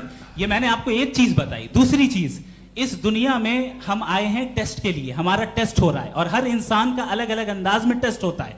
और इस दुनिया में अगर इविल मौजूद है तो वो इविल जरिया है हमारे अंदर ह्यूमन नोबल क्वालिटीज को डेवलप करने का और अलग अलग फील्ड में प्रोग्रेस करने का। और अगर हमारे अंदर और इस दुनिया में इविल नहीं होता तो बताइए टेस्ट का मतलब क्या होता? अगर मैं अपने स्टूडेंट को एमसीक्यूज दूं और उसमें सिर्फ राइट आंसर लिख कर दे दूं और कहूं तुम्हारा टेस्ट हो गया, ये मीनिंगलेस है। इस दुनिया में अगर हम टेस्ट के लिए आए हैं तो जाहिर है गुड एंड इविल दोनों मौजूद है। तो अगर गुड एंड इविल दोनों मौजूद है तो ये इविल भी खुदा का बनाया हुआ है? जी हाँ, खुदा का बनाया हुआ है। लेकिन अच्छा, चलो अच्छी बात। जी बिल्कुल, तो बिल्कुल खुदा ने बनाया। अभी तो ये है कि जो मेजॉरिटी है दुनिया में वो इविल है, तो ये खुदा एक्चुअली इविल के साइड पे लग रहा है मुझे। बिल्कुल भी नहीं, मैं बताता हूं। मेजॉरिटी में तो वो है। क्या बात कर रहे हैं भाई आप? कोई भी जो मुंसिफ होगा, चाहे आपका अपना घर हो जिसके आप सबसे बड़े हैं, चाहे आपकी ऑर्गेनाइजेशन हो जो आप चलाते हैं, वहां पर आप इविल रखेंगे साबित करने को कि बाकी लोग शरीफ हैं? मेरी बात सुन, क्या ये आर्ग्यूमेंट ही गलत है? अगर कि जब तक के कोई इविल नहीं होगा तब तक के शरीफ आदमी शरीफ नहीं लगेगा। अगर एग्जामिनर गलत ऑप्शन दे रहा है तो एग्जामिनर इविल नहीं हो गया, जो गलत ऑप्शन को सेलेक्ट कर रहा है वो फेल होगा। क्रिएटर ने इविल को बनाया है लेकिन वो इविल नहीं है। अच्छा सुनिए मेरी बात, लेट मी कंप्लीट सर। जी जी। क्रिएटर ने इविल को बनाया है टेस्ट के लिए, वो इविल नहीं है। इविल वो होगा जो उसे इख्तियार करेगा। छुरी को बनाने वाला गलत नहीं होता है, छुरी का गलत इस्तेमाल करने वाला गलत होता है। रेप को कैसे गलत इस्तेमाल करते हैं? रेप इंसान के फ्री विल का नतीजा है। ये रेप कैसे गलत इस्तेमाल होता है? ये मुझे अब सुन लें, अब सुन लें। गलत इस्तेमाल होता है। हाँ मैं बता रहा हूँ ना, कैसे गलत? मैं बता रहा हूँ कि जो इविल इस दुनिया में मौजूद है उसके कई सारे तरीके हैं। एक तरीका इंसान का अपना फ्री विल है। अब अगर कोई रेपिस्ट रेप कर रहा है तो इसका गॉड का कसूर नहीं है, वो अपने फ्री विल का गलत इस्तेमाल कर रहा है, उसको सजा मिलनी चाहिए। अच्छा, और उसी के लिए जहन्नम बनाई गई है। ये फ्री विल का भी बड़ा चक्कर। आप जब कोई बुरा काम करते हैं या कोई बुराई होती है तो ये कहा जाता है कि ये फ्री विल है। 7 billion free wills are moving on this planet. 7 billion free will. और एक आदमी अपनी फ्री विल से मुझे कत्ल कर दे तो मैं खुदा की मर्जी से मरा हूं कि इसकी फ्री विल की वजह से? मेरी मौत खुदा के हाथ है या ये फ्री विल वाले के हाथ है? खुदा ने फ्री विल का निजाम बनाया है और उस निजाम का गलत इस्तेमाल करके कोई आपको मार रहा है, इस्तेमाल करके मेरा कत्ल कर देता है। अब मेरी मौत का जिम्मेदार कौन है? वो इंसान जिम्मेदार है। वो इंसान जी। तो ये कहना कि और उसको सजा मिलेगी। तो अब आप आगे चलिए कि ये तय करना कि अल्लाह ही या अल्लाह ने खुदा ही जिंदगी देता है, खुदा ही मौत देता है, ये गलत है। बिल्कुल गलत नहीं है। हाँ, नहीं, निजाम उसी ने बनाया फ्री विल का। निजाम मौत और हयात का उसी ने बनाया। You are contradicting yourself. अभी आपने कहा कि एक आदमी ने फ्री विल से आपको मार दिया, इसमें उसे फ्री विल दी गई थी, उसने गलत इस्तेमाल किया। 7 billion free wills are moving on this planet और आप चाह रहे हैं कि मैं सिर्फ खुदा का ध्यान करूं। ये 7 बिलियन फ्री विल्स को मुझे लुक आफ्टर करना पड़ेगा कि नहीं? ये तो तबाहियां कर रही हैं और तबाहियां ज्यादा हो रही हैं। बिल्कुल। तो अगर आप बताएं अगर खुदा नहीं है फॉर एग्जाम्पल, तो आप इविल को कैसे डिसाइड करेंगे? यानी how can you define evil objectively without God? देखिए, दुनिया में 2 तरह के जानवर हैं। एक जो अकेले रहते हैं जंगल में और एक जो ग्रुप्स में रहते हैं।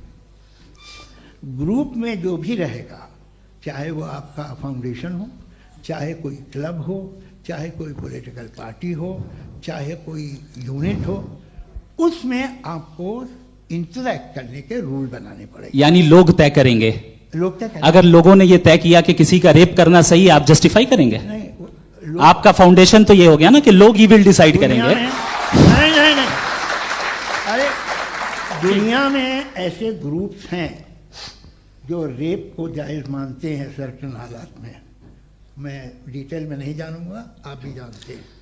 ये जो आईसिस वाले थे जिन्होंने क्या किया था, तो उन्होंने क्या किया उसका खुदा से कोई ताल्लुक नहीं है सर। मैंने सिंपल सवाल किया कि इविल को आप डिफाइन करते कैसे हैं? आइए वापस आइए जी। आप साथ में तभी रह सकते हैं जब कुछ आप ऐसे उसूल डेवलप करें जिसमें हर एक का बेसिक तहफ़्फ़ुज़, हर एक का बेसिक राइट हो और हर एक को कोई आराम मिले। यही तरीका है किसी भी ऑर्गेनाइजेशन जिसमें एक से ज़्यादा लोग हैं और वो ऐसे चलती है ज़िंदगी। उसमें अगर आप गड़बड़ करेंगे तो तबाही होगी, नुकसान होगा, बर्बादियाँ आएंगी। और अगर उसमें आप घर ले लीजिए ना, एक हस्बैंड है, एक वाइफ है, बच्चे हैं, वालदा भी हैं, 2 बहनें भी हैं, एक भाई भी है। अब इसमें कोई निज़ाम आपको चाहिए साथ में रहने का और एक दूसरे पे भरोसा रहे, एक दूसरे के बहीख्वाह हों, एक दूसरे की मदद करें, ऐसी जिंदगी। सर आपकी बात आ गई। आप ये कह रहे हैं कि लोग डिसाइड करेंगे क्या सही है क्या गलत है, यही है? मेजॉरिटी डिसाइड करेगी क्या सही है क्या गलत है? अरे भाई बिल्कुल। मेजॉरिटी अगर ये कहे कि नाजी जर्मनी के साथ जिस तरह मेजॉरिटी थी कि जेनोसाइड करना सही है, आप जस्टिफाई करेंगे? उस वक्त आपका ये सवाल सिर्फ उसके बाद क्लोजिंग। हाँ, उस वक्त प्लेनेट पे जो लोग थे उनमें कितने लोग हिटलर को सही समझते? अच्छा, प्लेनेट की मेजॉरिटी तय करेगी, सोसाइटी की नहीं। प्लेनेट की मेजॉरिटी गॉड के एग्जिस्टेंस को सही मानती है, आप क्यों नहीं मानते? ये हेलो ये क्रॉस क्वेश्चन का राउंड यहाँ पर समाप्त होता है। और ये बड़ा अच्छा है कि इस तरह से फ्रेगमेंट कर दिया गया है ताकि जो मरकरी ऊपर जा रहा है नीचे जवाब दे दूं। जी। प्लेनेट की ज़्यादातर मेजॉरिटी कुछ दूसरे मजहबों के खुदा को मानती है। आप उन्हें क्यों नहीं? आप तो मेजॉरिटी की बात कर रहे हैं। अच्छा, ये क्लोजिंग आप ये कह रहे हैं इविल और गुड को डिसाइड मेजॉरिटी करेगी। मेजॉरिटी जो कर दे वो सही हो जाएगा। क्लोजिंग इसको जैसा आप ही लोगों ने तय किया है उसी फॉर्मेट को फॉलो कर लेते हैं। हाँ भाई, मैंने तो भले लोगों पे एतबार किया और तब मॉडरेशन तय किया। जी, आपके पास 5 मिनट का वक्त है, क्लोजिंग आर्ग्यूमेंट है, उसके बाद हम ऑडियंस से क्वेश्चन आंसर लेंगे जावेद साहब की क्लोजिंग आर्ग्यूमेंट के बाद। ओके, बहुत शुक्रिया जी। हमारा जो टॉपिक है डज गॉड एग्जिस्ट, मैं इस पे इतने एकेडमिक तैयारी करके आया था, मुझे था कि मैंने सोचा था कि कई सारे मैं आर्ग्यूमेंट्स दूंगा, लेकिन वक्त की भी किल्लत और जावेद साहब बार बार इधर उधर चले जा रहे थे तो उसको भी थोड़ा एंटरटेन करना पड़ गया। डज गॉड एग्जिस्ट पे मैं एक ही आर्ग्यूमेंट दे पाया। आर्ग्यूमेंट्स बहुत हैं और डेफिनेटिव आर्ग्यूमेंट्स हैं, और मेरे आर्ग्यूमेंट को किसी एक राउंड में भी इन्होंने एंटरटेन नहीं किया और रेफ्यूट नहीं किया। एक राउंड में भी नहीं, एक राउंड में भी नहीं। और ना ही अभी आपका क्लोजिंग आर्ग्यूमेंट आएगा, नहीं वो बता देना। Argument of contingency sir. अरे मैं आपसे कई बार कह चुका हूं कंटीजेंसी का मतलब अब मैं कैसे समझाऊं आपको? आपस में हाँ, आप और कितने आसानी से समझाऊं मैं, मुझे तो नहीं समझ में आ रहा है। आप अपनी आर्ग्यूमेंट ऑफ कंटीजेंसी उर्दू में बोल सकते हैं। हाँ, आप अपनी बात पूरी कर लें जी, आखिरी 4 मिनट। दूसरी चीज, just a minute please ma'am, can I talk?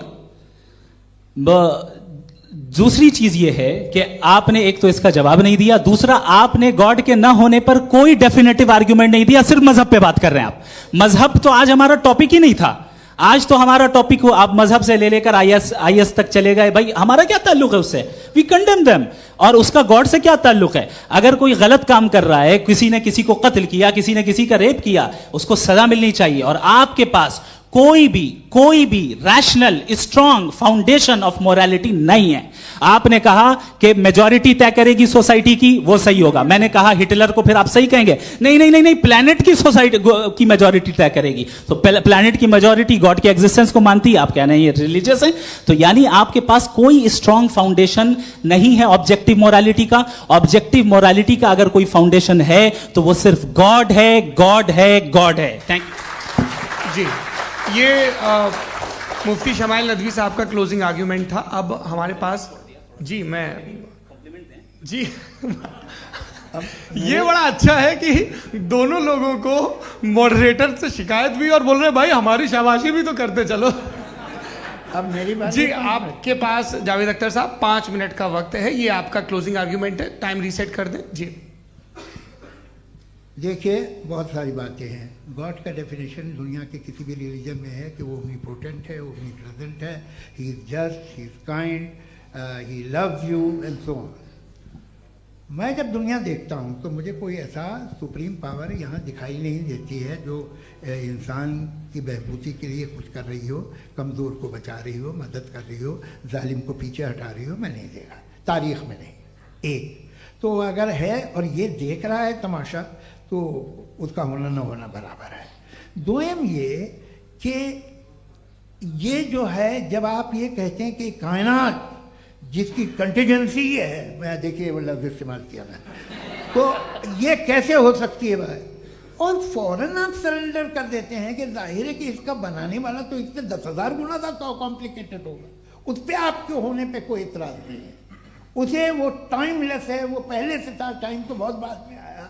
ये सब आप मानने को तैयार है जिसका आपके पास कोई सबूत नहीं, आपके पास कोई रीज़न नहीं। आपकी तारीख क्या है मजहबों की? बिलीफ की, जो खुदाओं का बिलीफ है, ये कॉन्स्टेंटली गलत साबित होता रहा है। मतलब आप कहें कि अरिस्टोटल के ज़माने में तो सब जाहिल थे, वो भी इतने ही यकीन से खुदा पे यकीन रखते थे, जो अब नहीं रहा। ये भी नहीं रहेगा, आप लिख लीजिए। और इसके आसार आपको दुनिया में दिखाई देना शुरू हो चुके हैं। ये बहस क्या आज से 100 साल पहले इस तरह हो सकती थी? यहाँ तक तो आपको हम ले आए हैं। तो सर अरे इनको मदद की जरूरत नहीं भाई, ये सेल्फ सफिशिएंट आदमी है, आप क्यों इनकी मदद कर रहे हैं? Sir please. तो ये जो है तमाम बातें अपनी जगह हैं। ये एक पैकेज है। आप अकेले, कोई आदमी ऐसा नहीं जो सिर्फ गॉड को मानता हो, उसके साथ बहुत पैराफर्नेलिया आता है, अलग अलग पैराफर्नेलिया आते हैं। They have always created chaos in the society. मैं तो आपको सीधा ऑफर देता हूँ कि दुनिया में 10 इम्पॉर्टेंट बिलीव्स हैं। आप एक मानते हैं, 9 नहीं मानते, 9 में आप एथियस्ट हैं, 9 को आप बिल्कुल रीजनेबली मेरी तरह देखते हैं। तो 90 मजहबी आदमी भी 90% एथियस्ट है। वो दूसरे खुदा नहीं मानता, एक खुदा मानता है, अपना वाला, बाकियों को कहता है गलत है। अगर आप मानना ही बंद कर दे तो आपका 10% चांस है कि आप सही हैं और 90% चांस है कि आप गलत हैं। मेरा मशवरा है, आप मानना छोड़ दिए तो 50% चांस होगा कि आप सही हैं और 50% चांस होगा, 40% आप गेन करेंगे बाय बिकमिंग एन एथियस्ट।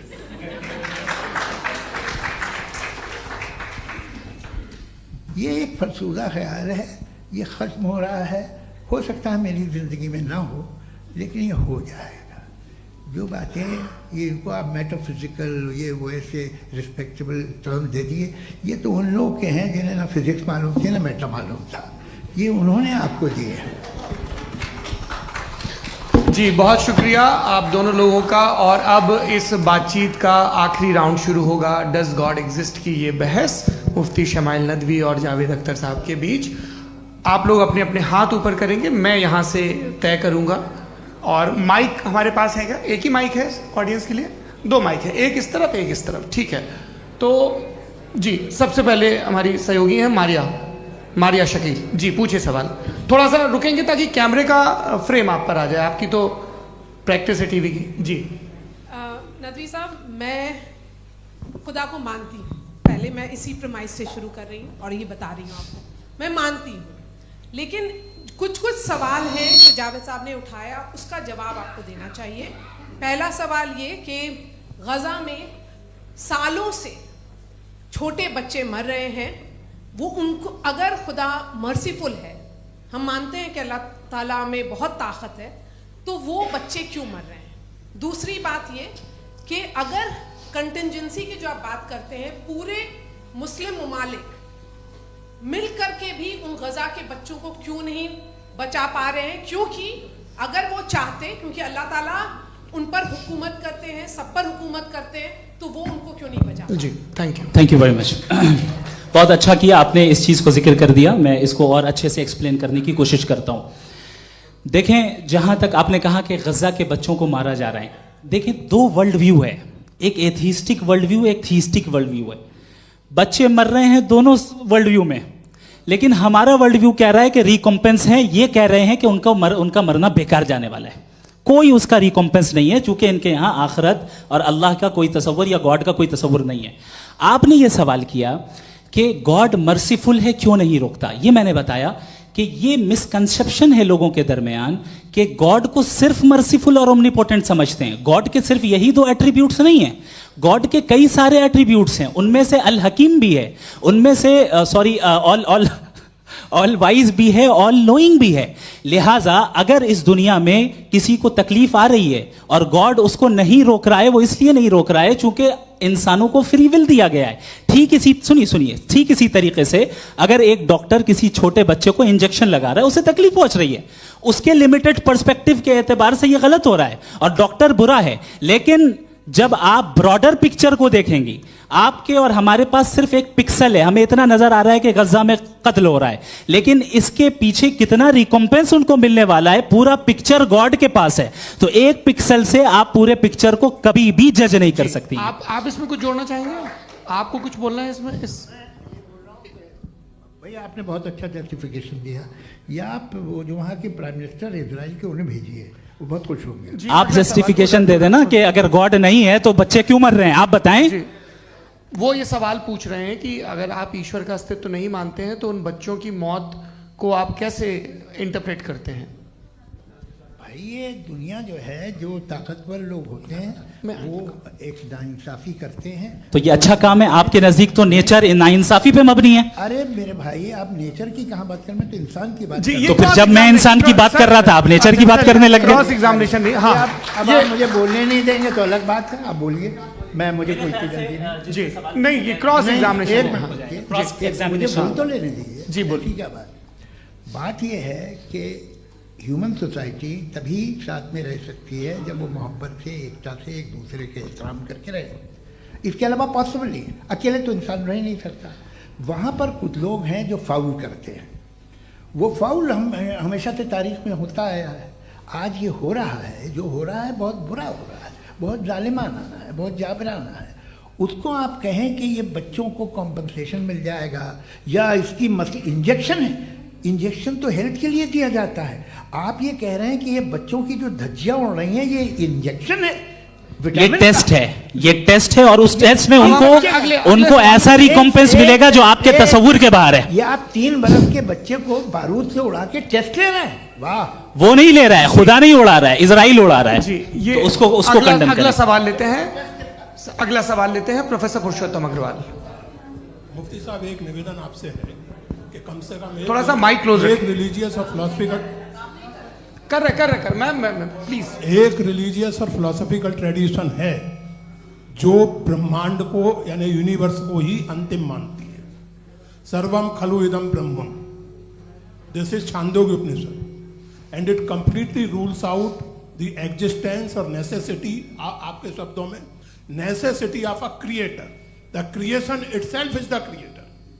तो एक मिनट प्लीज।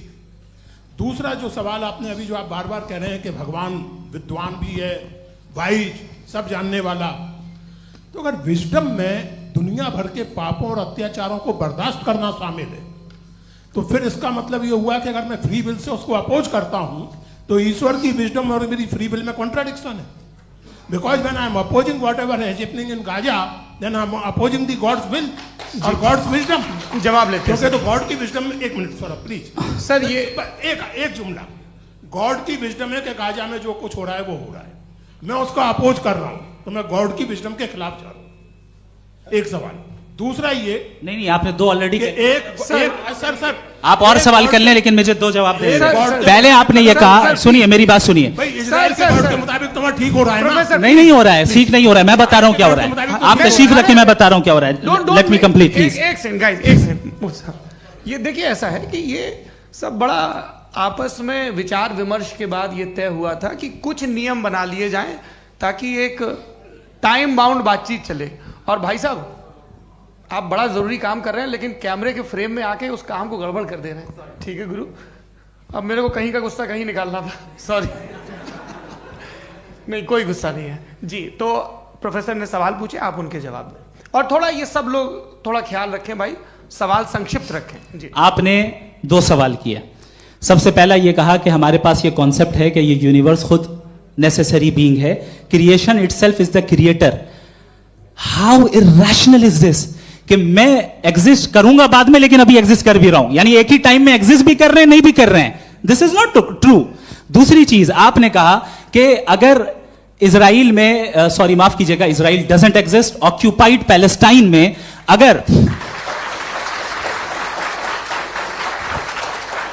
अगर ऑक्यूपाइड पैलेस्टाइन में बच्चों को मारा जा रहा है फ्री विल की वजह से और गॉड नहीं रोक रहा, ये कॉन्ट्रडिक्शन है। ये बताइए कि एक एग्जाम में एक बच्चा गलत आंसर लिख रहा है, सुनिए, एग्जामिनर चाहे तो रोक सकता है, क्यों नहीं रोक रहा है? ये कॉन्ट्रडिक्शन है, ये कॉन्ट्रडिक्शन नहीं है। माइक नहीं सर, ये आपस में जी, ये क्या आपका सवाल? माइक दीजिए। फ्री विल दिया गया है टेस्ट के लिए, अकाउंटेबिलिटी के लिए। अगर फ्री विल नहीं होता तो आप कहते हैं हमें रोबोट बना दिया गया। नॉट मिसरिप्रेजेंट माय पोजीशन, आपकी जो भी पोजीशन, मैं अपनी फ्री विल के नाते, अपने ह्यूमन विजडम के नाते गाजा में हो रही अत्याचार का विरोध करता हूं। बिल्कुल करना चाहिए। आपके हिसाब से मैं गॉड की विजडम का विरोध कर रहा हूं? बिल्कुल नहीं, जो हो रहा है गॉड, बिल्कुल भी नहीं, बिल्कुल भी नहीं। उसका वहां पर गाजा में कत्ल होना ये इंसानों के गलत इस्तेमाल का नतीजा है, फ्री विल के इस्तेमाल का नतीजा है। गॉड इसका हुक्म नहीं देता, उससे रोकता है। यही तो मसला है ना, आपके लिए कॉन्सेप्ट क्लियर? नहीं भाई, आपने तो बताया था इंजेक्शन लगाने से बच्चे को तकलीफ होती है, ये इंजेक्शन लगा। सर आप ऐसे रेटोरिक स्टेटमेंट दें तब तो कोई मसला नहीं समझते रहेंगे। This is a rhetoric statement, this is not a logical argument sir. I am sorry, I am sorry. आखिरी 30 मिनट बड़े मुश्किल होने वाले हैं जी। मुफ्ती साहब आगे बैठे हैं, इनको माइक दीजिए। हाँ तरुण, माइक आप अपने पास रखिए, आपको कैमरे का फ्रेम पता है जी। सबसे पहले दोनों को मुबारकबाद। एक सर अपना आप नाम बता दें। आप अमेरिका में शिकागो में रहते हैं, इतना मुझे याद है। बताया आपको, यासिर नदीम अलवाजदी मेरा नाम है। जावेद सर, आपसे एक क्वेश्चन है इन्फिनिट रिग्रेस के ताल्लुक से। एक हाइपोथेटिकल सिनेरियो है, मसलन अगर आप सर माइक थोड़ा सा प्लीज क्लोज रखिए जी।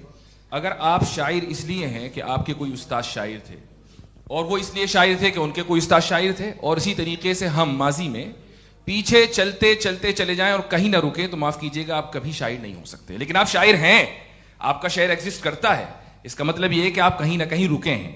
तो मेरा सवाल ये है कि क्या आप इन्फिनिट रिग्रेस ऑफ कॉजेस को लॉजिकल फैलेसी मानते हैं या नहीं मानते? हाँ या ना? मैं इन्हें लॉजिकल फैलेसी नहीं मानता हूँ, लेकिन मेरा प्रॉब्लम यह है कि जब मैं नहीं मानता हूँ तो I will continue with this logic जो फैलेसी नहीं हो।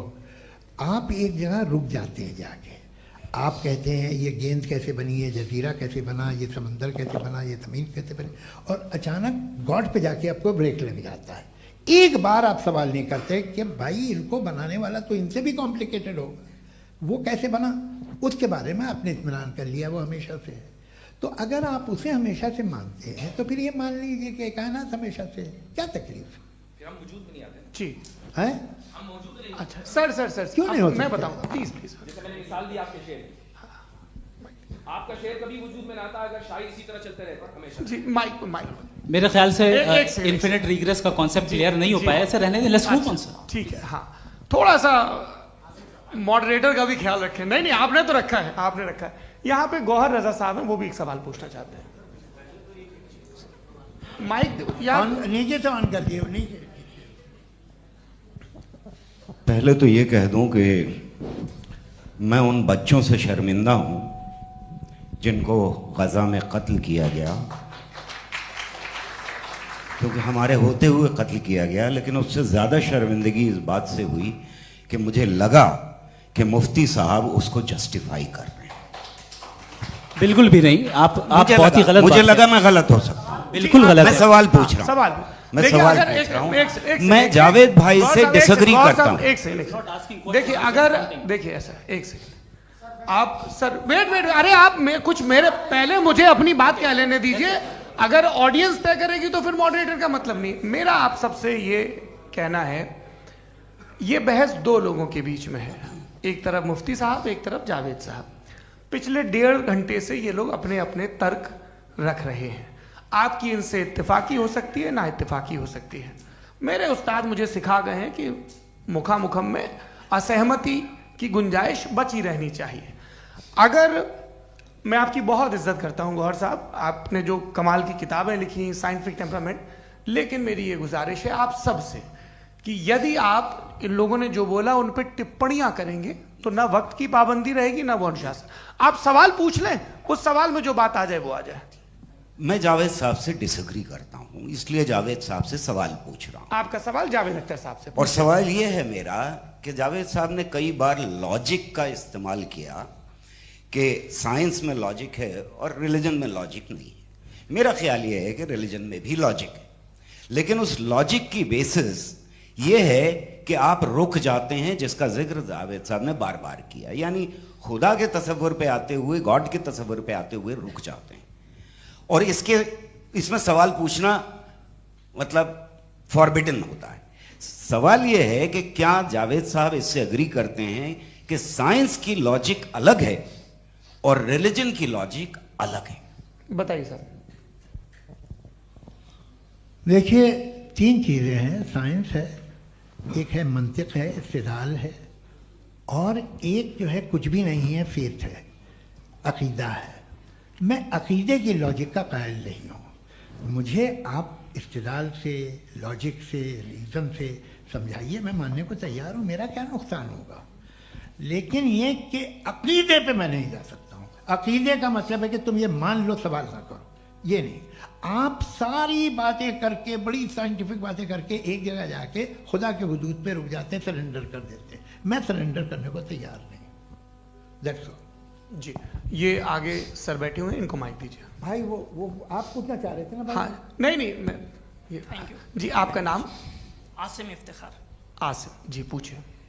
सर जावेद सर से सवाल है कि आपने अपने माइक थोड़ा करीब है। अपने क्लोजिंग स्टेटमेंट में ये बात कही थी कि मज़हब का जो फ्यूचर है वो ज़्यादा दिन नहीं जाने वाला है, लेकिन मैं देख पा रहा हूँ कि जो ऑक्सफोर्ड यूनिवर्सिटी की एक स्टडी है 2011 में हुई है, जिसके 50 एकेडमिशियंस ने इसको अंजाम दिया था, उसमें वो ये कहते हैं कि जो फेथ इन गॉड है वो इनबिल्ट है ह्यूमन नेचर के अंदर, जिसको हम कहते हैं फितरत के अंदर शामिल है वो।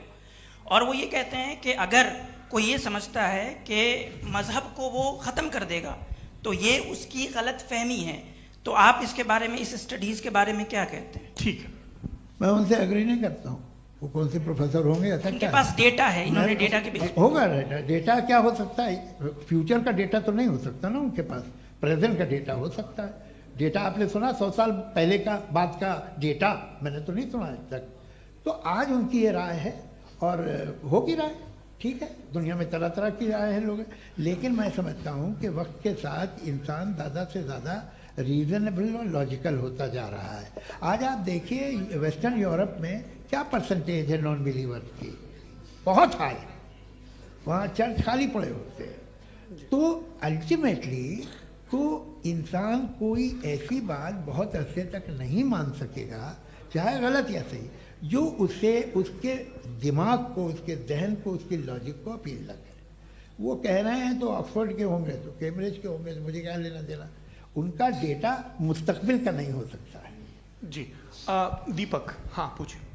मैं आऊँगा, अभी पीछे की साइड भी आऊँगा, माइक वहीं भेजूंगा 2-3 साल के लिए। जी जावेद साहब, आपसे सवाल है। नमस्ते। अरे भाई सर, अगर आप ही लोग को तय करना है तो फिर 200 लोग तय कर लें। नहीं sir, please don't do this sir, everybody has a right sir, but we can only take selected questions. No sir, ये यंग लोग भी हैं तो इनकी ये अब उतने यंग, भाई आप यंग हैं कि नहीं हैं? वो कह रहे हैं वो भी यंग हैं साहब, आप उनकी नौजवानी पर दावा उनको ही करने थे। हाँ मुफ्ती साहब आप यंग, हाँ पूछे। अरे भैया सर मेरा सवाल ये है, कुछ इनसे भी तो पूछो जी। नहीं, बस आपसे एक सवाल है। जैसे थीस्टों के पास अपने जो ईश्वर को मानते हैं उनके पास अपने सोशल गेट टुगेदर्स हैं, 5 रोज़ आज क्रिसमस आने वाला है, होली है, दिवाली है, ईद है। एथिस्ट क्या ऑफर कर रहे हैं? मतलब मैं इनकी दुकान से बोलूं मैं आना चाहता हूं उस तरफ, पर मैं अट्रैक्ट नहीं हो पा रहा हूं। मैं सोशल गेट टुगेदर्स क्या है आपके पास? वो ये कह रहे हैं कि जो धार्मिक लोग हैं, अलग अलग धर्म के लोग, उनके उत्सव त्योहार कॉन्ग्रेगेशन बहुत हैं। अब आपको मैं एक सुनाता हूँ, यहाँ हिस्टोरियन भी बैठे हैं, मृदुला जी आप बताइएगा सही है क्या। ये एक कॉन्स्टेंटाइन, एक ग्रीक रोमन बादशाह था जो क्रिश्चियनिटी आने के 400 साल बाद उसने डिसाइड किया कि मैं क्रिश्चियन हो जाऊंगा, मेरी पूरी स्टेट कैंसिल हो जाएगी। उस ज़माने में ऐसे ही होता था, राजा जो धर्म इख्तियार करता था वो जनता भी कर लेती थी, इसलिए कि वो हो गया था बैंकक्रप्ट, और उसे जो मेडिटेरियन कोस्ट के रिच क्रिश्चियन वो थे मर्चेंट, उससे पैसा चाहिए था। तो उसने कहा यार क्रिश्चियन हो जाओ। तो उसने अपने वजीर से कहा कि भाई ये हिस्ट्री है कि अब हम लोग क्रिश्चियन हो जाते हैं। कहते सर हो जाएंगे, कोई प्रॉब्लम नहीं है, लेकिन एक प्रॉब्लम ये है कि 17 दिसंबर से 25 दिसंबर तक जो पेगन फेस्टिवल होता, जो पेगन्स थे वो लोग, जो फेस्टिवल होता है वो बंद हो जाएगा, इसलिए कि हम क्रिश्चियन हो गए तो होगा नहीं। तो वो बच्चों को बहुत बुरा लगेगा, पब्लिक को बहुत इंजॉय करते हैं, खासतौर से 25 को मेन डे। उसने कहा हाँ ये तो सही कह रहे हो, ये जीसस क्राइस्ट की पैदाइश कब थी? कहते साहब वो अप्रैल में थी। नहीं कट करो, वो 25 दिसंबर को है। यह हकीकत है जी। और 400 साल बाद क्रिश्चियनिटी के अप्रैल से दिसंबर ले आए, और इसलिए कि यहाँ पेगन फेस्टिवल होता था। अब मनाते हैं आप आराम से। ये जो सारे फेस्टिवल हैं ये रिलीजन से, हर एक को एक इंटरटेनमेंट डिपार्टमेंट चाहिए होता है अपनी कंपनी चलाने के लिए। तो ये रिलीजन ने, ये सेकुलर त्योहार थे जिन्हें रिलीजन्स ने ले लिया है। ये मौसम के थे, फसलों के थे, किसानों के थे, उसको आपने लेके रिलीजियस रंग दे दिया। ये कोई रिलीजन से थोड़ी आए आप। अच्छा हमें देखिए, हम तो मुल्द हैं, हम ईद मनाते हैं, हम दिवाली मनाते हैं, हम होली मनाते हैं, हम क्रिसमस मनाते हैं। बम्बई की फिल्म इंडस्ट्री की सबसे बड़ी होली हमारे घर में, सबसे बड़ी ईद हमारे घर में। वो हमारी सोशल वो है, हमारा हेरिटेज है। ऐसा थोड़ी है कि we will throw the baby along with the water. ये तो अच्छी चीज़ है, इन्हें रखो, जो बेकार है फेंक दो। जी हाँ हेलो जी, मेरा सवाल नादवी जी से है। जैसा कि आपने बोला कि गॉड टाइम के भी परे हैं, और गॉड इतनी कॉम्प्लेक्स चीज़ है कि उसे ह्यूमन माइंड समझ नहीं सकता, और गॉड ने अर्थ पे फ्री विल भी दे दी है। तो आप अपना वक्त ज़ाया क्यों कर रहे हैं गॉड के बारे में बात करके? अपन को तो बात करनी चाहिए कि सोसाइटी को बेहतर कैसे करें। जी, मैं गॉड वही बताता है सोसाइटी को कैसे बेहतर करें। अभी मैं आपका जवाब देता हूँ। आपने कहा कि टाइम पे वो एग्जिस्ट नहीं करता, सो मेरा सवाल ये है कि जैसा आपने बोला कि गॉड बहुत ही कॉम्प्लेक्स चीज है। मैंने कहा ही नहीं कि कॉम्प्लेक्स है, तो आपके अल्फाज हैं। कॉम्प्लेक्स का लफ्ज गॉड के लिए सुइटेबल नहीं है। क्यों? क्योंकि कॉम्प्लेक्स वो चीजें होती हैं जो ऑब्जेक्ट हो। God is not an object जिसको आप इंस्ट्रूमेंट के जरिए लेबोरेटरी में जाके टेस्ट करें, oh it's very complex. No, वो कोई कार का इंजन नहीं है। वो फिलोसॉफिकली नेसेसरी बीइंग ऐसी बीइंग है जो सिंपल बीइंग है। हाँ, आप उसको मुकम्मल तौर पे उसकी तमाम हिकमतों को जान ले और हर चीज को जान ले, ये पॉसिबल नहीं है, क्योंकि वो ऑल वाइज है, आप ऑल वाइज नहीं है, और वो खुदा है, वो आपको सारी चीजें बता दे, ये जरूरी नहीं। मेरा सवाल ये नहीं था, मेरा सवाल ये था कि जब गॉड इतना परे है इस दुनिया से कि उसने अर्थ पे फ्री विल भी दी है, हम सब ह्यूमंस की फ्री विल है, और जो सोसाइटी में हो रहा है वो अपन लोग डिसाइड करेंगे, तो अपन लोग डिसाइड नहीं करेंगे ना, अपन लोग डिसाइड नहीं करेंगे।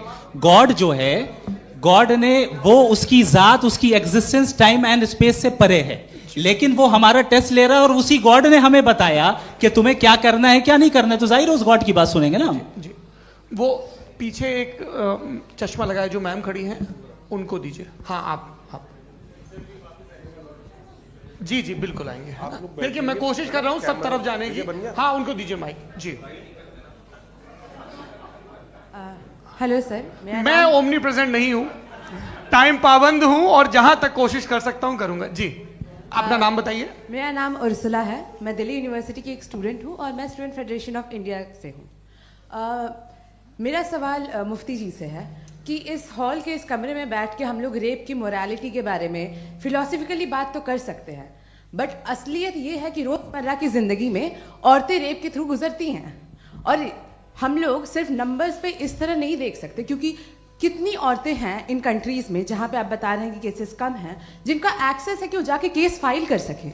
कितनी औरतें हैं जो जिनको काम करने की आज़ादी है उन कंट्रीज में। यूरोप में ये आज़ादी आ गई, यूरोप में ये रूल्स आ गए, तो हम आज उसके बारे में बात कर पा रहे हैं। जी, जवाब। आपने ये कहा कि कमरे में बंद होकर हम लोग इस पर फिलोसफिकली बात कर सकते हैं, लेकिन हकीकत में क्या हो रहा है, वो ग्राउंड लेवल पे क्या हो रहा है, जो बहुत गलत हो रहा है, और वो सफ़र कर रही हैं। आई अग्री, बहुत गलत हो रहा है, और जो गलत हो रहा है उसको हमें रोकना है। और क्यों रोकना है, वो गलत क्यों है, हमारे पास इसका ऑब्जेक्टिव फाउंडेशन है, इनके पास उसका ऑब्जेक्टिव फाउंडेशन नहीं है। मैं ये कहना चाह रहा हूं कि जहां पे भी जुल्म हो रहा है, जहां पे भी औरत पे जुल्म हो रहा है, या उसकी इज्जत लूटी जा रही है, या उसे तकलीफ पहुंचाई जा रही है, और सिर्फ औरत नहीं, किसी इंसान के ऊपर भी जुल्म हो रहा है, तो उसके खिलाफ खड़ा होना, ये मॉरलिटी हमारे पास गॉड के पास से आई है। वरना जावेद साहब तो कह रहे हैं कि जो है मेजॉरिटी डिसाइड करेगी, तो मेजॉरिटी तो कभी भी बदल सकती है। क्या आप हाँ। ये थोड़ी सी आपको गलतफहमी है। मैं अगर मेरे जुमले से ये मदनत निकला या मैंने कहा, तो ये जुमला मैं वापस लेता हूँ, ये मेरा मतलब ही नहीं था कि मेजॉरिटी डिसाइड करेंगे। मेजॉरिटी डिसाइड करे तो दुनिया में बड़ी, वैसे आपने कहा था ये जुमला। अच्छा, हो मैं मान रहा हूँ, बाद में रिकैप कर लेंगे। अरे एक सेकंड, मैं अपनी एक्सप्लेनेशन दे रहा हूँ।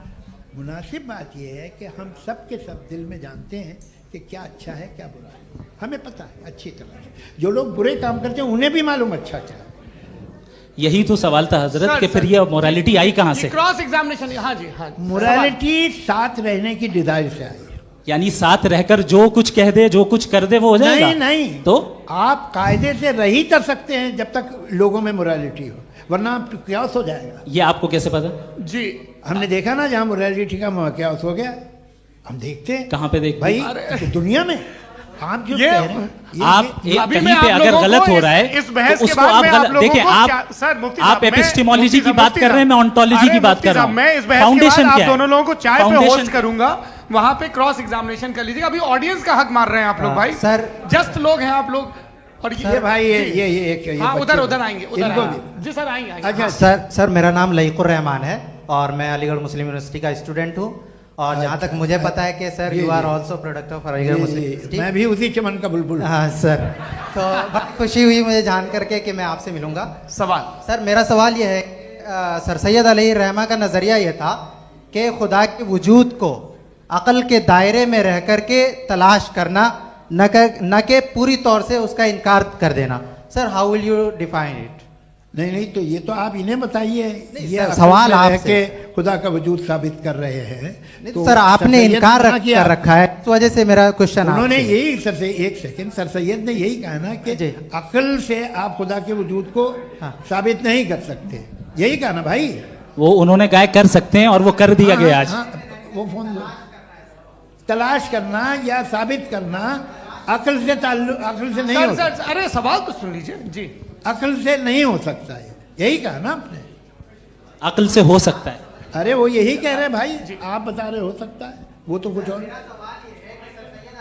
आप अगर सर देखो नौजवान फोन ले लो, वो इतनी कमाल की यूनिवर्सिटी है। अरे भाई दे दो ना जरा, एक मिनट दे दो भाई, मेरी बात सुनो, माइक पे बोलो ताकि जो लाखों लोग देख रहे हैं। माइक दे दो ना। अरे देंगे ना माइक, तुम ठहरो तो।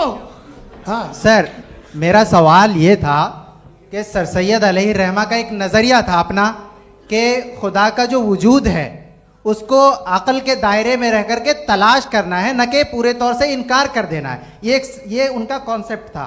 लेकिन मेरा सवाल ये है कि आप इसको कैसे डिफाइन करते हैं, एक्सप्लेन कैसे करेंगे, मैं आपसे जानना चाहता हूँ, क्योंकि you are the product of Aligarh Muslim University. मुझे अकल के दायरे में रख के मैंने बहुत तलाश की, मुझे मिला नहीं। हाँ ये इधर वो चश्मा लगाए जो, हाँ उनको दे दीजिए। जी जी फटाफट पूछिए, बस 5 मिनट है, 5 मिनट में खत्म हो रहा है। हाँ अस्सलाम वालेकुम मुफ्ती साहब, एंड मेरा सवाल जावेद अख्तर साहब से। क्या नाम है आपका? अरे भैया सब मुझे पूछ रहे हो। फैज पूछिए फैज साहब। तो मेरा सवाल ये है कि अभी जो एथियस्ट है वो problem of evil argument use कर रहे हैं अगेंस्ट मुस्लिम्स, राइट? कि इस दुनिया में इतना सारा इविल है और अगेंस्ट मुस्लिम तो यहाँ अगेंस्ट थियस्ट। हाँ थोड़ा सा करेक्ट कर लीजिए भाई, पूरी मशक्कत ही इसी बात की थी कि किसी एक मजहब पे बात ना टिके। जी, तो बेसिकली ये आर्ग्यूमेंट ऐसा है कि इस दुनिया में इतना ज्यादा ईवल एग्जिस्ट करता है और अगर एक ऑल गुड गॉड है तो वो रोकता क्यों नहीं है? लेकिन इस सवाल में एक हिडन अजम्पशन ये है कि इस दुनिया में ईवल एग्जिस्ट करता है। अब एथियस्ट ये कैसे ऑन्टोलॉजिकली प्रूव कर सकते हैं कि इस दुनिया में ईवल एग्जिस्ट करता है? मैं आपको बताता हूँ, थोड़ा सा समझा। नहीं सर हम लोग इनको सुनने आए। नहीं please don't do that. I want to explain ontologically. नहीं हम समझ गए सर, इनको अब जवाब देने दीजिए। अच्छा सवाल पूछ लो। मैं अभी तक क्या था वो मैं थोड़ा सा ऐड ऑन कर लेता हूँ। तुम गुरु, तो हम जब इसका राउंड 13 करेंगे ना तब तुमको स्टेज पे बिठाएंगे। जी तो हाँ जल्दी से। तो देखिए एथियज्म के हिसाब से सब कुछ रैंडमली बन गया है, सब कुछ एटम्स और मॉलिक्यूल्स है। एक पत्थर में और मुझ में सिर्फ इतना फर्क है कि हम लोग एटम्स और मॉलिक्यूल्स का अलग अलग रीअरेंजमेंट है। अब एक पत्थर को कोई इंसान तलवार से 2 टुकड़ों में काट दे या मुझे, according to atheism it is same. There is no evil and good according to atheism. जी अच्छा, फैज साहब का सवाल ये है कि हाँ कोशिश भी करते तो इससे गलत सवाल नहीं कर पाते। एक लाइफ फॉर्म है और लाइफ फॉर्म में फीलिंग्स हैं, मतलब लाइफ फॉर्म सुनता है, देखता है, टेस्ट कर सकता है, फील कर सकता है। तो उसकी जो ये जो क्वालिटी इस बबल में आ गई हैं तो वो जानवर में भी है, इंसान में भी है। तो जाहिर है कि उसे कोई तकलीफ पहुंचेगी तो चूंकि उसके पास वो सेंसिटिविटी है तो मैं करेगा, पत्थर में वो सेंसिटिविटी नहीं है। तो ये क्या सवाल हुआ कि अगर पत्थर को काटा तो पत्थर को तकलीफ नहीं होती, तो आपको काटे तो आपको क्यों तकलीफ हो? बैठ जाइए। जी हाँ अगला सवाल। हाँ पूछे जी जावेद अख्तर साहब। अरे भैया सब आप लोग मुफ्ती साहब को छोड़ रहे हैं तो मेरे ही पीछे पड़े हैं क्या? फिर चलो बोलो भाई। You asked how God can exist when children die in Gaza. Huh? You asked how God can exist when children die in Gaza, and you also mentioned the rise of atheism in Europe. But the same events also are leading many atheists and non-believers to turn towards faith. How do you interpret this contradiction, where suffering pushes some away from God, yet brings others closer to belief? आपको एक बात बताऊं, दुनिया perfect तो कहीं भी नहीं है, हर जगह कुछ खामियां हैं। बेटा एक मिनट आप ही को कहेंगे, देखो वो तो कुछ खामियां, कमज़ोरियां, खराबियां सब जगह है। लेकिन अगर देखोगे ईमानदारी से कि दुनिया सबसे ज़्यादा महज़ब कहाँ है, एक आम शहरी को कहाँ हुकूक हासिल हैं, वो बोल सकता है, अपनी मर्ज़ी से काम कर सकता है, अपनी मर्ज़ी से राय दे सकता है, हुकूमत के ख़िलाफ़ बोल सकता है, बरसरे इक़्तिदार लोगों के बारे में बोल सकता है, सरमायादारों के ख़िलाफ़ बोल सकता है। तो आपको ये स्कैंडिनेवियन कंट्रीज़ में मिलेगा, वेस्टर्न यूरोप में मिलेगा। मैं नहीं कह रहा वो परफेक्ट है, बिल्कुल नहीं, वहाँ बहुत ख़राबियाँ भी हैं, परफेक्ट तो कोई। लेकिन जिन जिन मुल्कों में, लैटिन अमेरिका देखो, गल्फ़ देखो, वहाँ पर आपको ये ज़रूर है कि रेप नहीं होते होंगे। रेप की ज़रूरत क्या है भाई? उसको तो ख़रीद लो, घर में रखो, सड़क पर रेप करने की क्या ज़रूरत है? मगर सुनिए, मगर हकीकत ये है कि वहाँ शख्सी आज़ादी राय देने की, बोलने की नहीं है। जी ये एक आखिरी सवाल मुफ्ती साहब से। हाँ मैम, इनको माइक दीजिए। शुक्रिया। मेरा नाम मनीषा है, मैं हरियाणा से आई हूँ। मैं मुफ्ती साहब से एक बात पूछना चाहती हूँ। आप बार बार जावेद साहब को कॉन्ट्राडिक्ट तो कर रहे हैं कि आपने ये कहा, लेकिन आप भी अजम्पशंस के बेसिस पे बात कर रहे हैं। आपने खुदा के होने का कौन सा प्रूफ पेश किया है खुदा की एग्जिस्टेंस का? अब इस सवाल को अलग रहने दीजिए, कौन एथीस्ट है कौन नहीं है। और दूसरी बात जो आपने एक छोटी सी कही थी कि ये फ्री विल का इस्तेमाल करता है इंसान अपनी, लेकिन इस फ्री विल का इस्तेमाल में मतलब खुदा ने ये दे दी सबको ये इजाजत कि वो कितना घिनौनापन और कितने ज्यादा खराब से खराब तरीके इस्तेमाल कर सकता है। जवाब सुनते जी। आप फ्री विल को मानती है ना, या अब कहती है कि फ्री विल नहीं है ना? मानती है ना? तो अब आपके पास इसका कोई एक्सप्लेनेशन नहीं है कि अगर एक इंसान उस फ्री विल का इस्तेमाल करके गलत काम कर रहा है और बच के अच्छी जिंदगी गुजार के निकल जा रहा है, उसका कोई रिकम्पेंस नहीं है। हमारे वर्ल्ड व्यू में जो इंसान गलत काम कर रहा है उसको भी रिकम्पेंस यानी उसका बुरा बदला मिलना है, और जो सही काम कर रहा है उसको सही बदला मिलना है। लिहाजा जो फ्री विल है वो इस तरीके से है कि एक लिमिटेड टाइम तक खुदा ने मोहलत दी है। ऐसे नहीं कि छूट दे दी, जो करना है करते रहो हमेशा।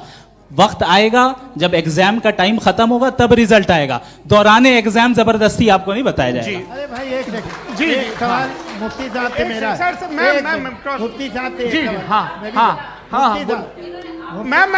एक सवाल। रुक जाइए, आपसे फोन, आप इसके बाद आपसे यही रहेंगे वो। हाँ बोलिए। मैं मुफ्ती साहब एक ही सवाल करता हूँ कि अगर जो हो रहा है फ्री विल से हो रहा है और एक दिन बरोज़ क़यामत इंसाफ होगा मैशर में वगैरह वगैरह, तो दुआ क्यों मांगते हैं लोग?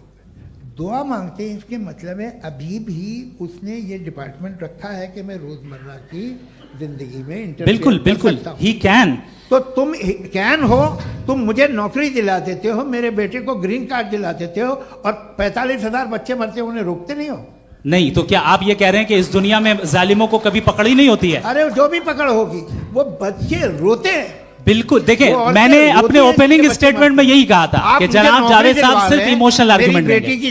This is an emotional argument. ये छोटे मोटे इसके पीछे का रीजन मैंने बताया क्या है, इसके पीछे का विजडम क्या है मैंने बताया। मंच से आप लोगों को सज्जनों इसलिए कह रहा हूं ताकि थोड़ा सा आपके कॉन्शियंस पे जोर रहे कि आपको ऑर्डर बचा के रखना है।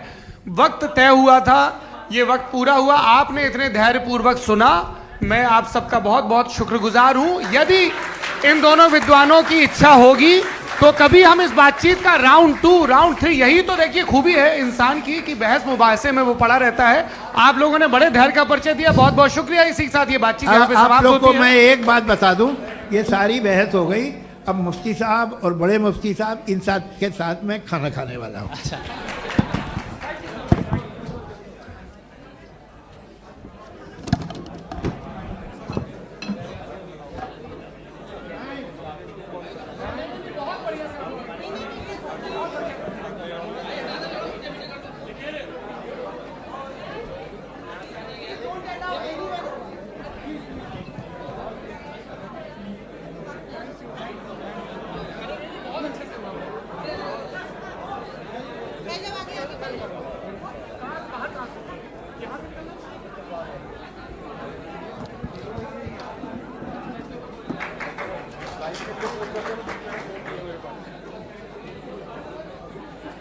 अब